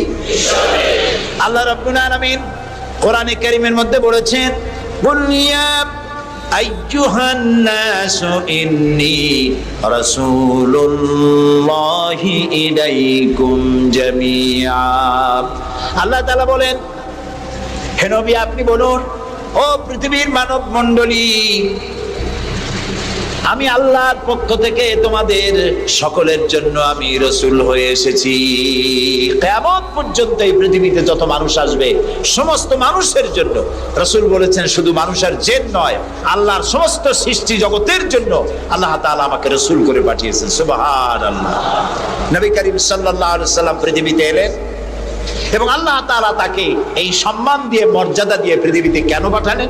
সূরা ফাতহার মধ্যে আল্লাহ তাআলা বলছেন هو الذي أرسل رسوله بالهدى ودين الحق ليظهره على الدين كله وكفى بالله شهيدا আল্লাহ তাআলা বলেন যে তিনি আল্লাহ, যিনি তার রাসূলকে দ্বীনে হক আর সত্যের বিধান সহকারে পৃথিবীতে পাঠিয়েছেন। কেন? লিইউযহিরাহু আলা দ্বীনি কুল্লিহি, যাতে করে তিনি মানুষের তৈরি করা সকল মতবাদের উপরে ইসলামকে বিজয়ী করে দিতে পারেন। এই জন্য আল্লাহ তাআলা রাসূলকে এই পৃথিবীতে পাঠিয়েছেন। সুবহানাল্লাহ। রাসূলুল্লাহ পৃথিবীতে আসলেন এবং তিনি চরিত্র দিয়ে, যুদ্ধ করে নয়, ইসলাম প্রচার করেছেন কি দিয়ে বলেন? তরবারি দিয়ে নয়। ইসলাম, ইসলাম মানে শান্তি, শান্তির ধর্ম। ইসলাম কিসের ধর্ম? শান্তির ধর্ম। মুসলমান কারা? যারা শান্তি প্রতিষ্ঠা করে তারাই। আর আল্লাহর এক নাম হচ্ছে সালাম। আল্লাহর এক নাম কি বলেন সবাই? সালাম। আল্লাহর নাম শান্তি, ইসলাম শান্তি, মুসলমানেরা চায় শান্তি। সেই শান্তি প্রতিষ্ঠার জন্য মুহাম্মদ সাল্লাল্লাহু আলাইহি ওয়াসাল্লাম তরবারি দিয়ে ইসলাম আনেন নাই, তিনি ইসলাম এনেছেন তার অনুপম চরিত্র মাধুর্য দিয়ে, ব্যবহার দিয়ে, দিন প্রচার করে তার মাধ্যমে জনগণকে ইসলামের মধ্যে এনেছেন। কথা উঠতে পারে তাহলে যুদ্ধগুলো হলো কেন? বদর, ওহদ, হুনাইন, তাবুক, এগুলো ইয়ারমুক, কেন এই যুদ্ধগুলো হলো? এসব যুদ্ধ ছিল ডিফেন্সিভ। পৃথিবীর কোন ঐতিহাসিক কোন ব্যক্তি বলতে পারবে না যে মুহাম্মদ সাল্লাল্লাহু আলাইহি সাল্লাম সর্বপ্রথম আক্রমণকারী হয়েছেন কোন যুদ্ধে। বলতে পারবে কেউ? বলতে পারবে? তিনি তা করেননি। যখন আক্রান্ত হয়েছেন তখন তিনি প্রতিরক্ষামূলক যুদ্ধ করেছেন। আক্রমণাত্মক যুদ্ধ রাসূলুল্লাহ তার জীবনেও করেননি। সুবহানাল্লাহ। চরিত্র দিয়ে তিনি দুনিয়াকে বিজয় করেছেন। পৃথিবীতে যত নেতা আছে, সমস্ত নেতাদের চরিত্র তো দুই রকম হয়। নেতাদের চরিত্র কয় রকম হয়? দুই রকম। একটা হয় পার্সোনাল ক্যারেক্টার, আর একটা হয় পাবলিক ক্যারেক্টার। একটা হয় জনগণকে দেখানোর, আর একটা হয় ব্যক্তিগত। রাসূলুল্লাহর চরিত্র এরকম দুই রকম ছিল না। একটু মাথা খাটায় চিন্তা করেন, পৃথিবীতে কোন নেতা আছেন যিনি জনগণের সামনে দাঁড়িয়ে বলতে পারবেন আমি ছাত্র জীবনে যা করেছি, যৌবনে যা করেছি, রাজনৈতিক নেতা হিসাবে গোপনে গোপনে যা করি, এসব কথাগুলি মানুষের কাছে, আমার দলের কাছে, দেশবাসীর কাছে খুলে বলে দাও, এরকম বলতে পারবে কেউ? একজনও পারবে না। যদি বলে তাহলে সব সর্বনাশ।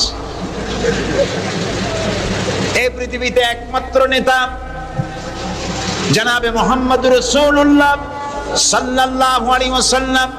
তিনি বলেছেন, ও আমার সাহাবীরা, ও আমার স্ত্রীরা, দিনের আলোতে আর রাতের আধারে আমার ভিতরে তোমরা যে আচরণ আমার দেখতে পাও, আমার ওঠা বসা, আমার চলাফেরা, আমার আচার আচরণ, যা কিছু আমার ভিতরে দেখতে পাও, সবগুলি খুলে খুলে মানুষের সামনে বলে দাও। সুবহানাল্লাহ। রাসূলুল্লাহর চরিত্রের সার্টিফিকেট, তার আখলাক কেমন, এটা জানার জন্য হযরত আয়েশার কাছে কয়েকজন সাহাবী প্রশ্ন করেছিলেন, মা, রাসূলুল্লাহর কাছে বেশি সময় কাটাবার সুযোগ আপনি পান, তার ইনস এন্ড আউট আপনি ভালো করে জানেন, বলুন তো তার আখলাক কেমন, তার চরিত্র কেমন? মা আয়েশা বললেন, তোমরা কি কোরআন পড়েছো? বললেন, হ্যাঁ কোরআন পড়েছি। কোরআন কি বোঝো? হ্যাঁ কোরআন বুঝি।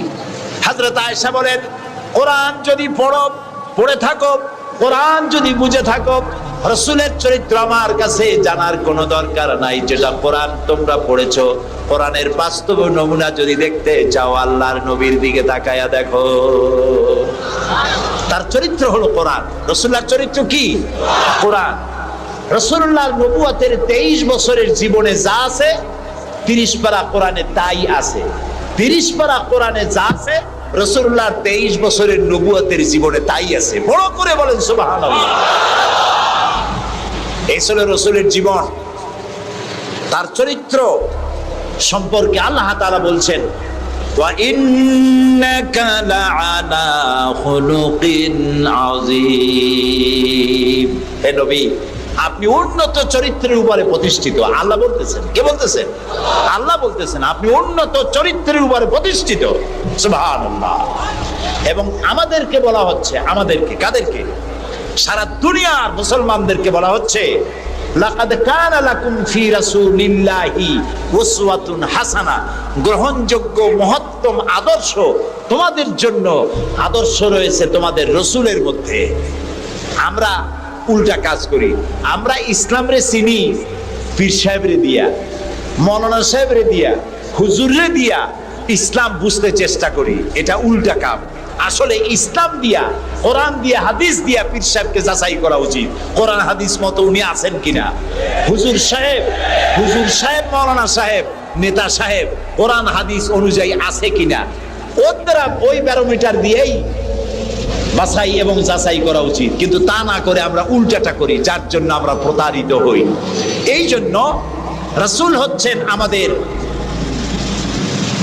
নেতা হিসাবে শ্রেষ্ঠ নেতা। তার থেকে বড় নেতা আকাশের নিচে জমিনের উপরে কেউ নাই, তাকেই গ্রহণ করতে হবে। দেখুন, চরিত্রের উন্নত সার্টিফিকেট দিতে পারে একজন পুরুষের জন্য কে দিতে পারে?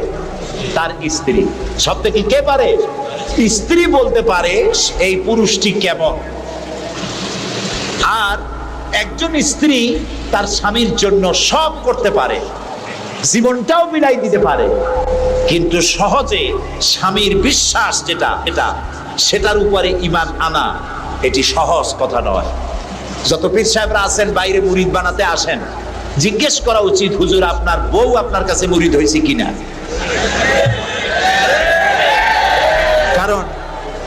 কারণ বউ জানে। বাইরে এসে যতই হুজুর অনেক কিছু নামের আগে মেসবাউল আরেফিন, সিরাজুস সালিকিন, তারপরে কি কুতুবে রব্বানি, গাউসে সামদানি, আশেকে পান্দান, সিয়াহে দান্দান, এই যতই বলা হোক না কেন, কিন্তু আসলে উনি কি ওনার বউ চাইতে কেউ ভালো জানে না। এটা ঠিক কিনা? বউ ঈমান আনছে কিনা, মুরিদ হইছে কিনা, ওইটা দেখা দরকার। ড্রাইভারকে জিজ্ঞেস করা দরকার আপনার হুজুর কেমন, ড্রাইভার বলতে পারবে। ওনার সাথে খাদেমদেরকে একান্তে জিজ্ঞেস করা দরকার হুজুর কেমন, কোনরা বলতে পারবেন। দেখুন, এই পৃথিবীতে নবী করিম সাল্লাল্লাহু আলাইহি সাল্লাম যখন ওহী পেলেন, দ্বিতীয় ওহী ছিল ওয়ানজির আশিরাতাকাল আকরাবিন, নিকটবর্তী লোকদেরকে এবার দ্বীনের দাওয়াত দেন। এই সর্বপ্রথম দাওয়াতের জন্য আল্লাহ তাআলা বললেন আল্লাহর প্রতি, জাহান্নামের প্রতি ভয় দেখান, সতর্ক করুন মানুষদেরকে। সর্বপ্রথম তিনি মনে করলেন নিকটবর্তীদেরকে দাওয়াত দিতে আল্লাহ বলেছেন আগে। তামার নিকটবর্তী খাদিজার চাইতে তো কেউ নাই। খাদিজার কাছে গিয়েই রাসূলুল্লাহ দাওয়াত দিলেন। দাওয়াতটা কি? বললেন খাদিজা, এই যে চোখে দেখা লাত, মানাত, উজ্জা, হুবাল, এর একটাও খোদা না, এগুলো বেহুদা। এগুলা কিছু বানাইতে পারে না, কেউ রে সাহায্য করতে পারে না, এমনকি নিজেকেও বিপদ থেকে রক্ষা করার কোনো শক্তি ওদের নাই। এক অদেখা আল্লাহ আছেন, যিনি ছাড়া কোনো ইলাহ নাই, তোমাকে আমাকে তিনিই সৃষ্টি করেছেন, তাকে আল্লাহ হিসাবে মানো যারা দেখা যায় না। আর আমি সেই আল্লাহর শেষ নবী, আমাকে নবী হিসাবে মানো। কত বড় কঠিন কথা, কত বড় কঠিন কথা। প্রিয় ভাই সব, পর্দার আড়ালের মা বোনেরা লক্ষ্য করুন, হযরত খাদিজাতুল কুবরা রাদিয়াল্লাহু তাআলা আনহা 40 বছরের বয়সের সময় মুহাম্মদ সাল্লাল্লাহু আলাইহি সাল্লামকে বিয়ে করেছিলেন। তখন তার বয়স 25 বছর।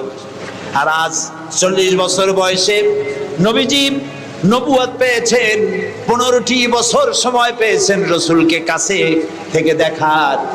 হযরতে খাদিজা যখনই দ্বীনের দাওয়াত পেলেন, অদেখা আল্লাহকে বিশ্বাস করতে হবে, মুহাম্মদ সাল্লাল্লাহু আলাইহি সাল্লামের নবুয়ত মানতে হবে, এই প্রশ্ন যখন সামনে এলো, হযরতে খাদিজা কোনো প্রশ্ন তোলেন নাই, এক মুহূর্ত দেরিও করেন নাই, সঙ্গে সঙ্গে পড়ে নিয়েছেন লা ইলাহা ইল্লাল্লাহু মুহাম্মাদুর রাসূলুল্লাহ।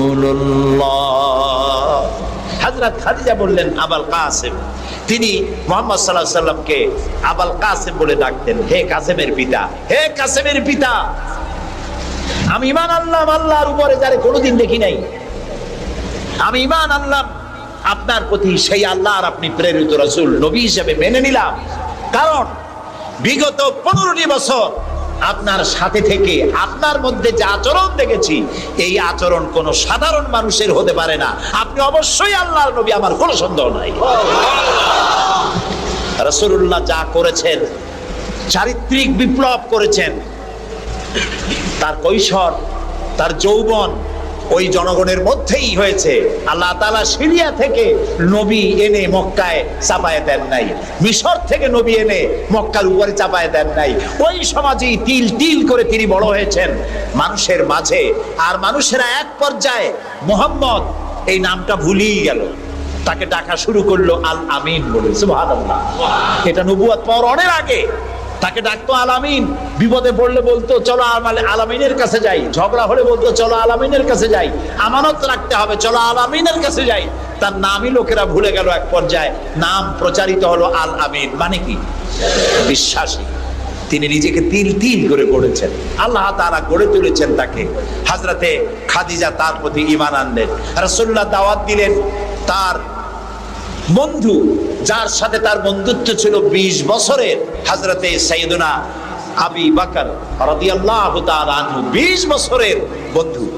হযরত আবু বকরের কাছে রাসূলুল্লাহ যখন দাওয়াত দিলেন যে আমি আল্লাহর রাসূল, আমার উপর ঈমান আনো, এক আল্লাহর উপর ঈমান আনো, হযরত আবু বকরও এক মুহূর্ত দেরি করেন নাই, বলেছেন আপনি অবশ্যই আল্লাহর নবী, আমার তো কোনো সন্দেহ নাই এর মধ্যে। সুবহানাল্লাহ।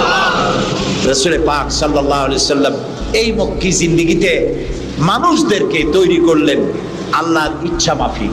তিনি দাওয়াত দিলেন একটি, তিনি বললেন ইয়া আইয়ুহান নাস কুলু লা ইলাহা ইল্লাল্লাহ তুফলিহু, হে মানব সকল পড়ো তোমরা লা ইলাহা ইল্লাল্লাহ, জোরে পড়েন লা ইলাহা ইল্লাল্লাহ, লা ইলাহা ইল্লাল্লাহ। একথা ঘোষণা করে দাও, কোন ইলাহ নাই, কোন আইনদাতা নাই, বিধানদাতা নাই, শাসনকর্তা নাই, কেউ নাই ইল্লাল্লাহ, আল্লাহ ছাড়া। এই দাওয়াত যখন তিনি দিলেন, যেই সমাজের লোকেরা তাকে আলামিন বলতো, সেই লোকেরা ফুলের মালা নিয়ে দৌড়ে আসলো নাকি? তারা পাথর নিয়ে ছুটে এলো, কারণ তারা বুঝতো লা ইলাহা ইল্লাল্লাহর মানে কি। লা ইলাহা ইল্লাল্লাহর মানে শুধু কোন ইলাহ নাই আল্লাহ ছাড়া, মুহাম্মদ সাল্লাল্লাহু আলাইহি ওয়াসাল্লাম আল্লাহর প্রেরিত রাসূল, এই কথাটুকু যদি শুধু হইতো তাহলে মার খাওয়া লাগতো না। রাসূলুল্লাহ মার খান নাই, মুসা আলাইহিস সালাম মার খান নাই, ইব্রাহিম আলাইহিস সালাম খান নাই, এমন কোন নবী নাই। 3 জন নবী ছাড়া, কয়জন নবী ছাড়া? 3 জন নবী ছাড়া মার খান নাই, দেশান্তরিত হন নাই, গালিগালাজ শোনেন নাই, ঠাট্টা বিদ্রুপ শোনেন নাই, এমন কোন নবী নাই। কয়জন নবী বাদে? 3 জন। একজন কে? আদম আলাইহিস সালাম। সে সময় কোনো মানুষই নাই, কাজী তারে বিরক্ত করবে কে? আর ছিলেন নূহ আলাইহিস সালাম। প্রথমে বাধা পাইলেন, পরে যখন বন্যা হয়ে গেল, সব যখন মরে গেল, তখন আর তারে বাধা দেওয়ার মতো কেউ ছিল না। আর একজন ছিলেন হযরত সুলাইমান আলাইহিস সালাম। হযরত সুলাইমানকে আল্লাহ সারা পৃথিবীর রাজত্ব তার হাতের মুঠায় দিয়ে দিয়েছিলেন, সেই জন্য তার বিরোধিতাকারী কেউ ছিল না। এই 3 জন বাদে ইয়া হাসরাতান আলাল ইবাদ, বান্দার উপর আফসোস, এমন একজন নবী রাসূল পাঠাই নাই যার সাথে সমকালীন যুগের লোকেরা ঠাট্টা করে নাই, বিদ্রুপ করে নাই, মারধর করে নাই। সবাই করেছে। কারণটা কি? কারণ কি? কারণ হলো লা ইলাহা ইল্লাল্লাহর মতো বিপ্লবাত্মক রিভলিউশন সৃষ্টিকারী কথা আকাশের নিচে জমিনের উপরে আর নাই। মানে কি? মানে হচ্ছে লা ইলাহা, কোন ইলাহা নাই, কোন আইনদাতা নাই, কোন বিধানদাতা নাই, কোন শাসনকর্তা নাই, কোন হায়াত আর মওতের মালিক কেউ নাই ইল্লাল্লাহ, আল্লাহ ছাড়া। এটি বিপ্লব সৃষ্টিকারী কথা। এই কথা যখন হযরত মুসা আলাইহিস সালাম বলেছিলেন ফেরাউনের সামনে, ফেরাউন তখন বলল মা আলিমতু লাকুম মিন ইলাহিন গায়রি, আমি তো জানি না যে আমি ছাড়া আরো কোন ইলাহ আছে, তুমি এক নতুন দাওয়াত নিয়ে আসছো। আনা রাব্বুকুমুল আলা, আমি তো বড় খোদা, আমি তো বড় ইলাহ। আমি এই গত 6 তারিখে মিশর সফর করেছিলাম, আমার জীবনের প্রথম এই মিশর সফর। উদ্দেশ্য ছিল মুসা আলাইহিস সালামের দেশ দেখা, ফেরাউনের দেশ দেখা। সেখানে ফেরাউনকেও অবশেষে দেখে এলাম। ফেরাউন মরে গেছে, কিন্তু তার দেহটাকে আল্লাহ তাআলা রেখে দিয়েছেন। আল্লাহ তাআলা তারে বলেছিলেন, যে জায়গায় যে দরিয়ায় তাকে ডুবানো হয়েছে সেই বাহার, সেই সমুদ্র দেখে এসেছি। যেখানে আল্লাহ তাআলা মুসা আলাইহিস সালামের সঙ্গে কথা বলেছেন সে জায়গাও যাওয়ার তৌফিক আল্লাহ তাআলা দিয়েছেন, সে জায়গাও দেখে এসেছি। ফেরাউন, তাকে দেখার জন্য মিউজিয়ামের মধ্যে ঢুকলাম। 40 পাউন্ড মিশরীয় মুদ্রা, 40 পাউন্ড লাগলো। এরপরে ওর লাশ দেখার জন্য আরো 70 পাউন্ড লাগবে।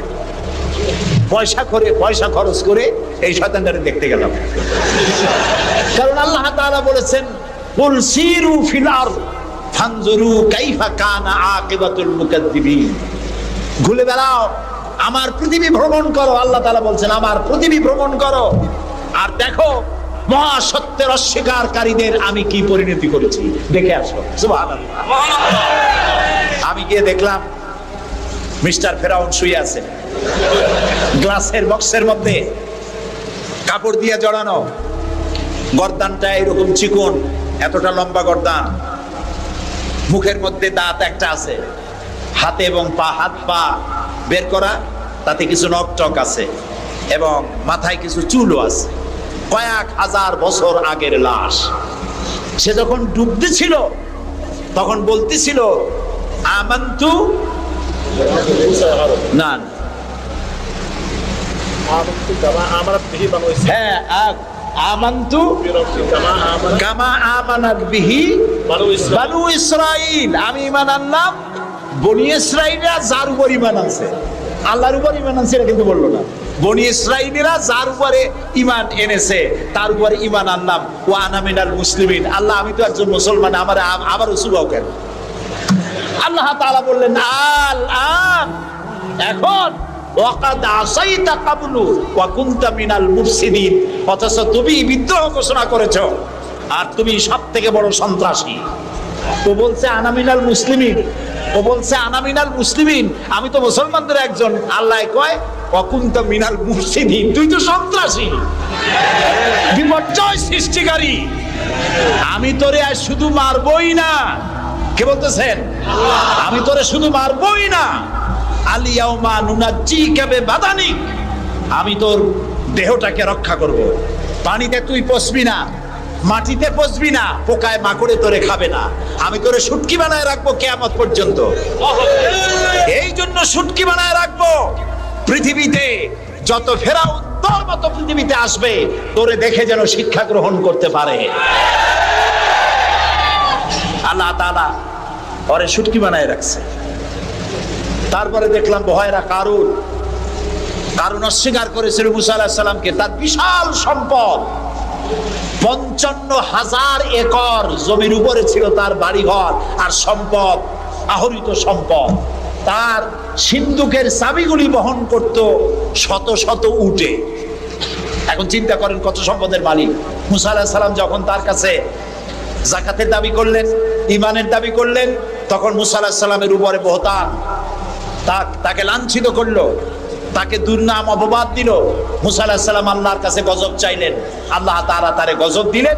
55,000 একর সম্পত্তি, বাড়িঘর, আর সে নিজে শুদ্ধ মাটির নিচে আল্লাহ খরচ করে দিলেন।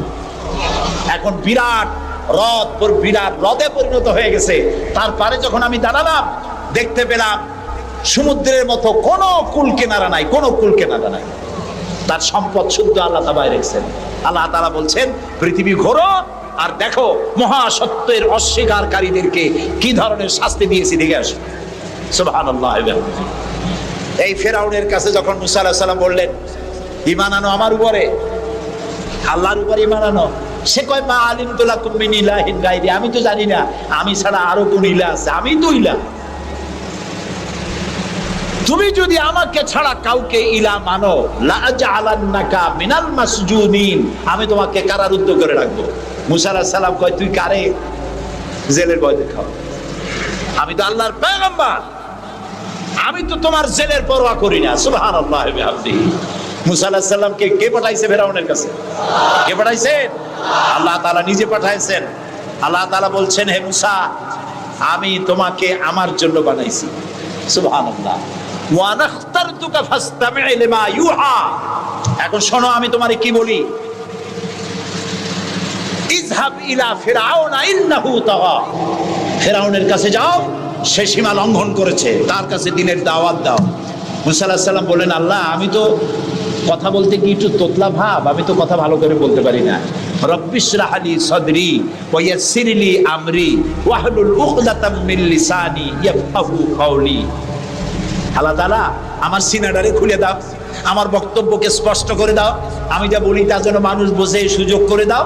হারুনা খিসদুদ বিহি আজরি ওয়া আশরিকহু ফি আমরি। আর আমার ভাই হারুনকে আমার সহযোগী করে দাও। সুবহানাল্লাহ বিহামদিহি। তিনি আল্লাহর দাওয়াত দিলেন। এই দাওয়াত দিতে গিয়ে হযরত মুসা আক্রান্ত হয়েছেন, ইব্রাহিম আলাইহিস সালাম আক্রান্ত হয়েছেন, নবী করিম সাল্লাল্লাহু আলাইহি সাল্লাম আক্রান্ত হয়েছেন। আবু জাহেল, আবু লাহাব, উতবা, শাইবা, মুগীরা সবাই মিলে বলেছে আবু তালেবের কাছে মুহাম্মদ সাল্লাল্লাহু আলাইহি সাল্লামকে বলুন যেন লা ইলাহা ইল্লাল্লাহর দাওয়াতটা না দেয়। এই দাওয়াতটা যদি না দেয়, যত বড় সুন্দরী মেয়ে উনি পছন্দ করবেন তার সাথে বিয়ে দিয়ে দেব।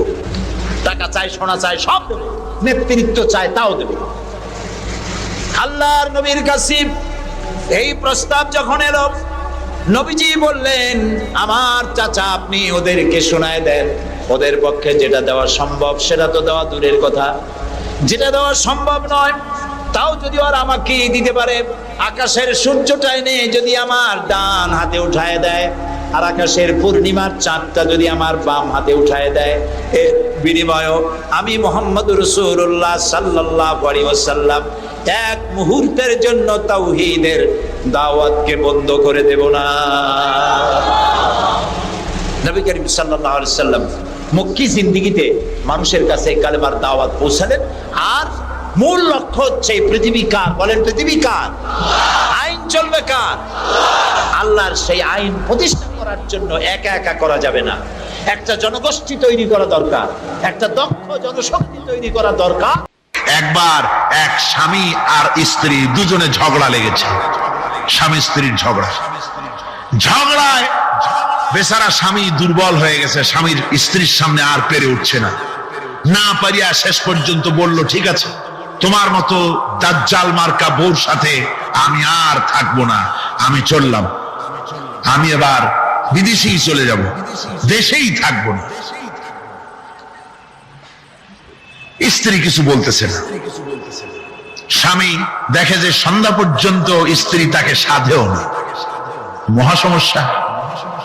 বলেও বেচারা মুসিবতে পড়েছে, প্রেস্টিজ কনসার্ন হয়েছে, ইজ্জতের ব্যাপার। শেষ পর্যন্ত জায়নামাজ বালিশ টালিশ পেছাইয়া বিদেশের উদ্দেশ্যে নিজেকে তৈরি করে বারান্দায় নেমে বলল যে মাগরিবের রক্ত যখন হয়েই গেল, মাগরিবটা পড়ে নেই। মাগরিব পড়েছে, দোয়া তাসবিহ ইত্যাদি পড়ছে, দেখেনি স্ত্রীর পক্ষ থেকে কোনো কি দাওয়াত আসে যে আপনার যাইয়া কাম নাই। তো স্ত্রী বেচারিও বুঝে ফেলেছে তার স্বামীর দৌরত্ব কত দূর, সেই জন্য সেও আর কিছু ক্ষয় ঠয় না। এশা রক্ত যখন হয়ে গেছে তখন বিড়বিড় করে স্বামী বেচারা বলছে, মানুষ নাকাউয়ার জাত, সন্ধ্যার আগে ছিলাম কোথায় আর এখন আসলাম কোথায়। বউ ঘরে বসে কয় যে বুঝছি, আর যাওয়া লাগবে না বিদেশে। ঘরের থেকে বারান্দায় নামি তুমি বলো মানুষ না কাউয়ের জাত, সন্ধ্যায় ছিল কোথায় এখন নামছো কোথায়। তোমার আর বিদেশে যায় কাম নাই, তুমি ঘরে এসে মশারির মধ্যে ঢোকো। বুঝলেন তো? পৃথিবী থেকে মাত্র 2,32,000 মাইল দূরে চাঁদ, সেই চাঁদে অবতরণ করে বলছে মুহাম্মদ সাল্লাল্লাহু আলাইহি ওয়াসাল্লাম কি চাঁদে গেছে? আরে বেকুব, 2,32,000 মাইল দূরের চাঁদ নয়, 9,30,00,000 মাইল দূরের সূর্য নয়, কোটি কোটি সহস্র কোটি মাইল দূরের গ্যালাক্সি নয়, মিল্কি ওয়ে নয়, সমস্ত তারকারাজি গ্রহ পুঞ্জ সব কিছুকে পেরিয়ে গিয়ে 7 আকাশ পুড়ে মুহাম্মদ সাল্লাল্লাহু আলাইহি সাল্লাম আরশে আজিম ভ্রমণ করেছেন, যা পৃথিবীর কোন বিজ্ঞানের পক্ষে সম্ভব নয়। সুতরাং মুহাম্মদ সাল্লাল্লাহু আলাইহি সাল্লাম সর্বকালের সর্বযুগের সব ব্যাপারে শ্রেষ্ঠ মহান ব্যক্তিত্ব। এরপরে আল্লাহ রাব্বুল আলামিন বলছেন ওয়া খালাকনাকুম আজওয়াজা, আমি তোমাদের নারী এবং পুরুষের জোড়া পয়দা করেছি। অর্থাৎ এই পৃথিবীতে আল্লাহ রাব্বুল আলামিন মানুষের একটি সেক্স পয়দা করেন নাই, দুটি প্রকার করেছেন, একটি হচ্ছে নারী আর একটি পুরুষ। এই নারী আর পুরুষ আল্লাহ পাকের এটি একটি বিরাট কুদরত। এই নারী এবং পুরুষ সৃষ্টি করে পরস্পর পরস্পরের প্রতি আল্লাহ আকর্ষণ সৃষ্টি করেছেন। দুজনের একের প্রতি অপরের আকর্ষণ আল্লাহ পাক নিজেই সৃষ্টি করে দিয়েছেন। ومن آياته أن خلق لكم من أنفسكم أزواجا لتسكنوا إليها وجعل بينكم مودة ورحمة। আমার অনেক নিদর্শনাবলীর মধ্যে এটিও একটি নিদর্শন যে আমি তোমাদের থেকে তোমাদের স্ত্রীদেরকে তোমাদের জোড়া পয়দা করেছি। আর কি করেছি, কেন করেছি? লিতাসকুনু ইলাইহা, যাতে করে তোমরা পরস্পর পরস্পরের কাছ থেকে শান্তি, প্রীতি, প্রেম, ভালোবাসা, মহব্বত লাভ করতে পারো। এটা আমার নিদর্শন একটি। কিরকম নিদর্শন? ভিন্ন পরিবেশে লালিতা পালিতা একটি মেয়ে ভিন্ন পরিবেশে লালিত পালিত একটি পুরুষের সঙ্গে যখন বিবাহ হয়ে যায়, আল্লাহ রাব্বুল আলামিন বলেন আমি তখন একের প্রতি অপরের মহব্বত আর ভালোবাসা আমি আল্লাহ তৈরি করে দেই। ওই মেয়েটি জানার কথা না, মেয়েটির বাড়ি হচ্ছে লংলা, শ্রীমঙ্গল, বিয়ে হয়েছে দিনাজপুর। দিনাজপুরের লোকেরা বোয়াল মাছ খায় না, কিন্তু এখানের লোকেরা বোয়াল মাছ খুব পছন্দ করে। কথা বুঝতে পেরেছ? এখানে কথাবার্তা একরকমের, সেখানের কথাবার্তা আর এক রকমের। এই দুইটা মিলে খিতে হয়েছে তো খিতে হয়েছে। কথা বুঝতে এখন উপায়টা কি? অথচ এই দুই স্বামী স্ত্রীর মধ্যে আল্লাহ পাক কি মহব্বত পয়দা করে দেন, একজন আরেকজনের জন্য জীবন দিতে প্রস্তুত হয়ে যায়। সুবহানাল্লাহ পড়েন। আল্লাহ রাব্বুল আলামিন বলেন ওয়াজআলা বাইনাকুম মাওয়াদ্দাতান, প্রথমে তো ভালোবাসা সৃষ্টি করি, প্রেম সৃষ্টি করি। বিবাহ হওয়ার পর যে ভালোবাসা হয়, বিশেষ উদ্দেশ্যকে সামনে রেখে ওই ভালোবাসা হয়। এরপরে যখন বয়স বাড়তে থাকে, যখন বার্ধক্য আসে, তখন ওই ভালোবাসাটা আর থাকে না যেটা ছিল প্রথম। সেটা আমি ওয়াজআলা বাইনাকুম মাওয়াদ্দাতান ওয়া রাহমা, মাওয়াদ্দা তখন রহমতে পরিণত হয়ে যায়। প্রথমে থাকে একটা প্রেম কেন্দ্রিক ভালোবাসা। পরবর্তী সময় যখন স্বামী বুড়ো হয়ে যায় আর স্ত্রী যখন বুড়ি হয়, তখন আল্লাহ পাক বলেন আমি উভয়ের মধ্যে সহৃদয়তা, করুণার সৃষ্টি করে দেই। পরস্পর পরস্পরের প্রতি আকর্ষণ তখন আরো বাড়িয়ে দেই। একজন আরেকজন ছাড়া চলে না, বুড়ার বুড়ি ছাড়া উপায় থাকে না। ঘরের মধ্যে ফ্রিজ আছে, কালার টিভি আছে, তারপরে সুন্দর বিছানাপত্র আছে, কোনো জিনিসের অভাব নাই বুড়া। হঠাৎ করে বুড়ি একদিন মারা গেল, বুড়ায় কয় আমি গৃহশূন্য হয়ে গেছি। সব আছে, তারপরেও যে গৃহশূন্য হয়ে গেছি, তার মানে গৃহের প্রাণটাই চলে গেছে। বুড়া বয়সে সন্তান খোঁজ খবর নেয় না, সন্তানের বউ খোঁজ খবর নেয় না। বুড়ার গরম পানিটা, উজুর পানিটা, তার খাবারটা, তার পানটা, তার যা প্রয়োজন বুড়ি সব এগিয়ে নিয়ে আসে। আর বুড়াও বুড়ির জন্য তখন প্রথম জীবনের চাইতে আরো বেশি মহব্বত বাড়ে, বুড়ির দিকে খোঁজ খবর আরো বেশি করে নেয়। ঠিক কিনা কন? বুঝবেন যারা বুড়া আর বুড়ি আছেন। আল্লাহ পাক বলেন এটা আমি করি। কে বলছেন এ কথা? আল্লাহ পাক বলছেন আমি করি। এ মহব্বত আল্লাহর দান। দেখুন রাসূল করিম সাল্লাল্লাহু আলাইহি ওয়াসাল্লামের ঘরে দৌলত ছিল না, কিন্তু মহব্বত দিয়ে ঘরটা ভরা ছিল। সুবহানাল্লাহ ওয়া বিহামদিহি। দৌলত ছিল না, মহব্বত দিয়ে ভরা ছিল। হযরত আয়েশা সিদ্দিকা রাদিয়াল্লাহু তাআলা আনহা বলেছেন আমি গ্লাসে পানি পান করে রেখে দেওয়ার পর রাসূলুল্লাহ গ্লাসটা হাতে নিয়ে আমি যেখানে ঠোঁট লাগিয়ে পানি পান করেছি, আল্লাহ নবী ওইখানেই ঠোঁট লাগায় পানি পান করতেন। মুহাব্বত। হযরত আয়েশা বলেন আমি গোশত খেয়ে হাড্ডি খেয়ে হাতে ধরে রেখেছি, খাবো বা রাখবো। আল্লাহ নবী তখন আমার হাতের থেকে গোশত বা হাড্ডিটা আমার হাত থেকে নিয়ে আমি গোশতের যে অংশে কামড় দিয়েছি রাসূলুল্লাহ সেখানে মুখ লাগিয়ে খেতেন। দৌলত ছিল না হুজুরের ঘরে এক ফোঁটাও, কিন্তু মোহব্বত ছিল ঘরটা ভরা। হযরত আয়েশা বলেছেন রাসূলুল্লাহ কাজ করে কষ্ট করে ঘরের ভিতরে ফিরে যখন দেখেছেন রান্না বান্না সারা হয় নাই, হুজুর ক্ষুধার্ত অথচ আমার রান্না শেষ হয় নাই, নবীজি রাগ করেন নাই, অসন্তুষ্ট হন নাই, ভুরু কুঞ্চিত করেন নাই, চোখ গরম করেন নাই, বরং আমার কাছে বসে রান্না বান্নায় আমাকে আল্লাহর নবী বিশ্ব নবী মুহাম্মদ রাসূলুল্লাহ সাল্লাল্লাহু আলাইহি ওয়াসাল্লাম আমাকে সহযোগিতা করেছেন। স্বামী স্ত্রী ভালোবাসা হচ্ছে স্বর্গীয় নিয়ামত, জান্নাতের নিয়ামত। সুবহানাল্লাহ পড়েন। যেই ঘরে স্বামী আর স্ত্রীর মধ্যে সাপ আর বেজির সম্পর্ক, দাঁড় কুমড়োর সম্পর্ক, এই ঘরটা যতই বিদেশি আধুনিক সৌন্দর্যের উপকরণাদি দিয়ে ভরপুর থাকুক না কেন, এই ঘরটা, এই বিল্ডিংটা জাহান্নামের টুকরা, ঠিক না? আর স্বামী স্ত্রীর যদি ভালোবাসা থাকে তাহলে ঘরটা যদি কুঁড়ে ঘরও হয় তারপরেও সে ঘরটা হচ্ছে একটা জান্নাতের টুকরা। অনেক স্ত্রী আছে স্বামীর সাথে মহব্বত নাই, উল্টো পাল্টা কারবার। ওই রকম এক স্বামীর কাছে খবর আসছে যে আপনি তো এই গ্রামের মাতবাড়ি করেন, বিচার আচার করতেছেন, আপনার বউ তো গোসল করতে গিয়ে পড়ে গেছে নদীর মধ্যে। তো লোকটা দৌড় দিয়েছে, দৌড়ে গেছে, যায় কয় যে কোন জায়গায় পড়ছে, কয় যে এইখানে পড়ছে। লোকটা তখন জোয়ারের পানি যাচ্ছিল ওই দিকে, লোকটা দৌড় দিছে উল্টে দিকে। লোকেরা কয় যে মিয়া তোমার বউ পড়েছে এইখান থেকে জোয়ারের পানি এদিকে যায়, তুমি উল্টে দৌড়ো কেন? মাতবার বলছে যে দেখো এটা হচ্ছে আমাদের ইন্টারনাল অ্যাফেয়ার্স, এটা বুঝবা না। এই স্ত্রী সারাটি জীবন আমার উল্টা চলেছে। আমি যদি বলেছি 100, সে বলেছে 335। আমি যদি বলেছি এখন দিনের 12টা, সে বলেছে এখন রাত 3:35। সম্পূর্ণ উল্টা সারা জীবন যে চলেছে। সে যে নদীতে পড়ে জোয়ারে গেছে আমি তা বিশ্বাস করি না, উল্টাই গেছে। এই রকমের এক শ্রেণী আছে, স্বামী উল্টা থাকে, স্ত্রী উল্টা থাকে, এরকমও হয়। সুতরাং স্বামী এবং স্ত্রীর মধ্যে মুহাব্বত আর ভালোবাসা এটি মাবুদের একটি বিরাট নিয়ামত।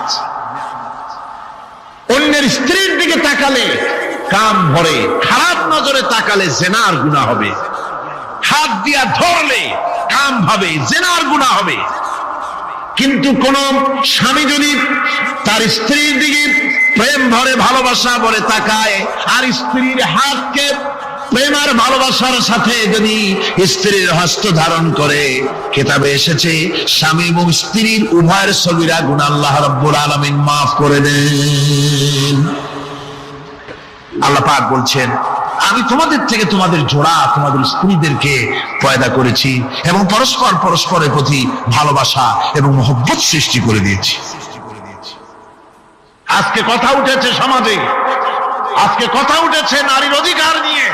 বলা হচ্ছে ইসলাম নারীকে, নারীর অধিকার ক্ষুণ্ণ করেছে, বলে না? বলে কিনা বলেন? আমাদের দেশে এই জন্য নারী পক্ষ, নারী সমাজ, নারী আন্দোলন পরিষদ, তারপরে এরকম অনেক আন্দোলন তারা বানিয়েছে। আর পত্র পত্রিকায় নানান রকমের ইসলাম সম্পর্কে তারা লিখছে। একটা পত্রিকা আজকে সকালে আমাকে একজন দিল, তার মধ্যে লিখেছে, হাদিসের বরাত দিয়েছে, তার মধ্যে লিখছে যে রাসূলুল্লাহ বলেছেন পৃথিবীর সব কিছু হচ্ছে ভোগের সামগ্রী, সেই ভোগের মধ্যে উত্তম ভোগের সামগ্রী হচ্ছে নারী। নাউযুবিল্লাহি মিন যালিক, এমন কথা রাসূলুল্লাহ বলেন হাদিসের নাম দিয়া। তারপরে হুজুরটা বলেন নাই, সেই সব কথা বলে বলে নারীদেরকে ইসলামের প্রতি বিতশ্রদ্ধ করাবার জন্য চেষ্টা চালানো হচ্ছে। অথচ নারীদের ব্যাপারে মুহাম্মদ সাল্লাল্লাহু আলাইহি ওয়াসাল্লাম সবচাইতে উত্তম কথা বলেছেন।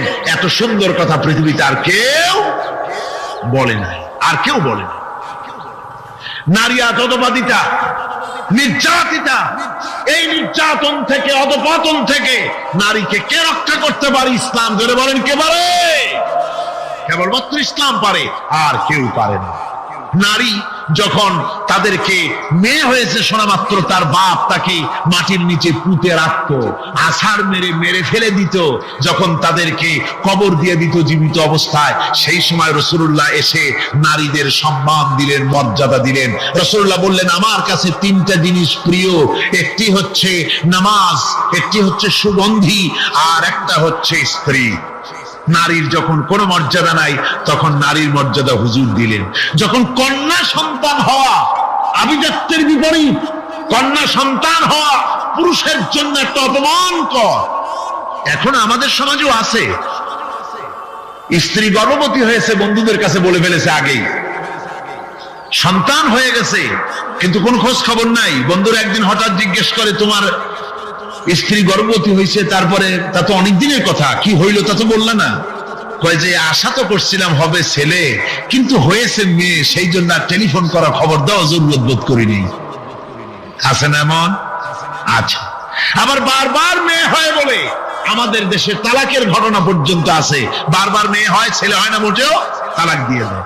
আচ্ছা, ওই মেয়েটারই, ওই স্ত্রীরই যদি এখানে হাত থাকে ছেলে বা মেয়ে হওয়ার ব্যাপারে, মানুষের যদি হাত থাকে, তাহলে দায়ী শুধু স্ত্রী হতে যাবে কেন? পুরুষ তুমিও তো দায়ী তাহলে। আসলে ছেলে এবং মেয়ে হওয়ার জন্য স্বামী এবং স্ত্রী কেউ দায়ী নয়, ব্যাপারটি আল্লাহ। ব্যাপারটি কার? আল্লাহ রাব্বুল আলামিন বলেছেন, আমি যাকে খুশি কন্যা দান করি, যাকে খুশি শুধু ছেলে দান করি, যাকে খুশি তারে ছেলেও দেই মেয়েও দেই, আর যাকে খুশি আমি কিছুই দেই না, সবটাই আমার হক। সুতরাং রাসূলুল্লাহ সাল্লাল্লাহু আলাইহি ওয়াসাল্লাম বলেছেন, খবরদার মেয়েদের বাপকে, মেয়ের বাপকে গালি দিও না। বারবার মেয়ে হয় বলে অনেকে মেয়ের বাপকে গালি দেয়, তাচ্ছিল্য করে, টিটকারি করে। হুজুর বলেছেন, মেয়ের বাপকে বিদ্রুপ করো না, গালি দিও না, যেহেতু আমি মুহাম্মদ সাল্লাল্লাহু আলাইহি ওয়াসাল্লাম মেয়েদের বাপ। রাসূলুল্লাহ সাল্লাল্লাহু আলাইহি ওয়াসাল্লাম বলেছেন, যে ঘরে একটা কন্যা সন্তান জন্মগ্রহণ করে, যে ঘরের ভিতরে একটি কন্যা সন্তান জন্মগ্রহণ করে, ওই ঘরের ভিতরে আল্লাহ রাব্বুল আলামিনের রহমতের ফেরেশতা ঢুকে সালাম দেয় আর বলে, আসসালামু আলাইকুম ইয়া আহলাল বাইত, হে ঘরের মালিকেরা, তোমাদের উপরে আল্লাহর রহমত বর্ষিত হোক। রহমতের ফেরেশতারা ঘরের ভিতরে প্রবেশ করে কন্যা সন্তানটির মাথার উপরে হাত বুলায় আর বলতে থাকে, এই দুর্বল দেহ একটি দুর্বল দেহের ভেতর থেকে বেরিয়ে এসেছে, এই কন্যা সন্তানটিকে যে লালন পালন করবে আল্লাহ রাব্বুল আলামিন তাকে শান্তিতে রাখবেন। রাসূল পাক সাল্লাল্লাহু আলাইহি ওয়াসাল্লামের কাছে একজন এসে বলছে, ইয়া রাসূলুল্লাহ, আমার এক মেয়ে। হুজুর কয়, তোমার এক বেহেশত। আরেকজন বলল, হুজুর আমার দুই মেয়ে। কয়, তোমার দুই বেহেশত। এরকম হাদিস আছে নাকি যে একজন বললো আমার এক ছেলে, আর হুজুর বলছে তোমার এক বেহেশত? আছে এমন? সুতরাং মেয়েকে কি মর্যাদা দিয়েছে ইসলাম। রাসূলুল্লাহ বললেন, যার তিনটি মেয়ে আছে আর ওই তিনটি মেয়েকে আদব শিক্ষা দিয়েছে, তারবিয়াত শিক্ষা দিয়েছে, দ্বীন শিক্ষা দিয়েছে, স্নেহ করে, স্নেহ দিয়ে লালন পালন করেছে, তারপরে সৎ পাত্রস্থ করেছে, ওই মেয়ের লালন পালনকারী মাতা পিতা আর আমি মুহাম্মদ সাল্লাল্লাহু আলাইহি ওয়াসাল্লাম কিয়ামতের দিন একই জান্নাতে পাশাপাশি অবস্থান করব। সুবহানাল্লাহ বিহামদিহি। মেয়ের ব্যাপারে রাসূলুল্লাহ এত কথা বলেছেন, নারীদের ব্যাপারে এত কথা বলেছেন। হুজুর বলেছেন, তোমরা যখন সফরে যাবে, সফর থেকে আসার সময় আমরা অনেকে হাদিয়া তোহবা নিয়ে আসি, জামা কাপড়, মিষ্টি, চকলেট ইত্যাদি আমরা নিয়ে আসি, আনি না? কি বলেন, আনি না? আল্লাহর নবী বলেছেন, বাইরের থেকে, সফর থেকে, বাজার থেকে হাদিয়া তোহবা ঘরের জন্য জানবে, এনে যখন তোমরা তা দেওয়া শুরু করবে, সর্বপ্রথম মেয়ে থেকে দেওয়া শুরু করবে। মেয়েকে আগে দাও। হুজুর সাল্লাল্লাহু আলাইহি ওয়াসাল্লাম তার কলিজার টুকরা মেয়ে ফাতেমাকে মহব্বত করতেন, এত মহব্বত করতেন, কোন দিকে যাওয়ার আগে সকলের সঙ্গে দেখা করে শেষে দেখা করতেন হযরত ফাতেমার সঙ্গে। আবার সফর থেকে ফিরে এসে সর্বপ্রথম তিনি দেখা করতেন হযরত ফাতেমা রাদিয়াল্লাহু তাআলা আনহার সঙ্গে। একবার হযরত আলী এবং হযরত ফাতেমার মধ্যে মনোমালিন্য হলো, হুজুরের মুখটা মলিন হয়ে গেল, রাসূল পাকের মুখ মলিন হয়ে গেল। হুজুর সাল্লাল্লাহু আলাইহি ওয়াসাল্লাম ঘরের মধ্যে প্রবেশ করলেন, হযরত আলীর ঘরে হযরত ফাতেমা এবং আলীকে এক জায়গায় বসালেন। কিছুক্ষণ পর হুজুর বেরিয়ে এলেন, হুজুরের মুখে হাসি। সাহাবা ইকরাম বললেন, হুজুর একটু আগে আপনার মুখ মলিন দেখেছি, এখন খুব উৎফুল্ল মনে হচ্ছে। হুজুর বলছেন, আমি তাদের মধ্যে মনোমালিন্যটা দূর করে দিয়ে এসেছি। ফাতেমা আমার কলিজার টুকরা, যে ফাতেমাকে ব্যথা দেয় সে আমি মুহাম্মদ সাল্লাল্লাহু আলাইহি ওয়াসাল্লামকে ব্যথা দেয়।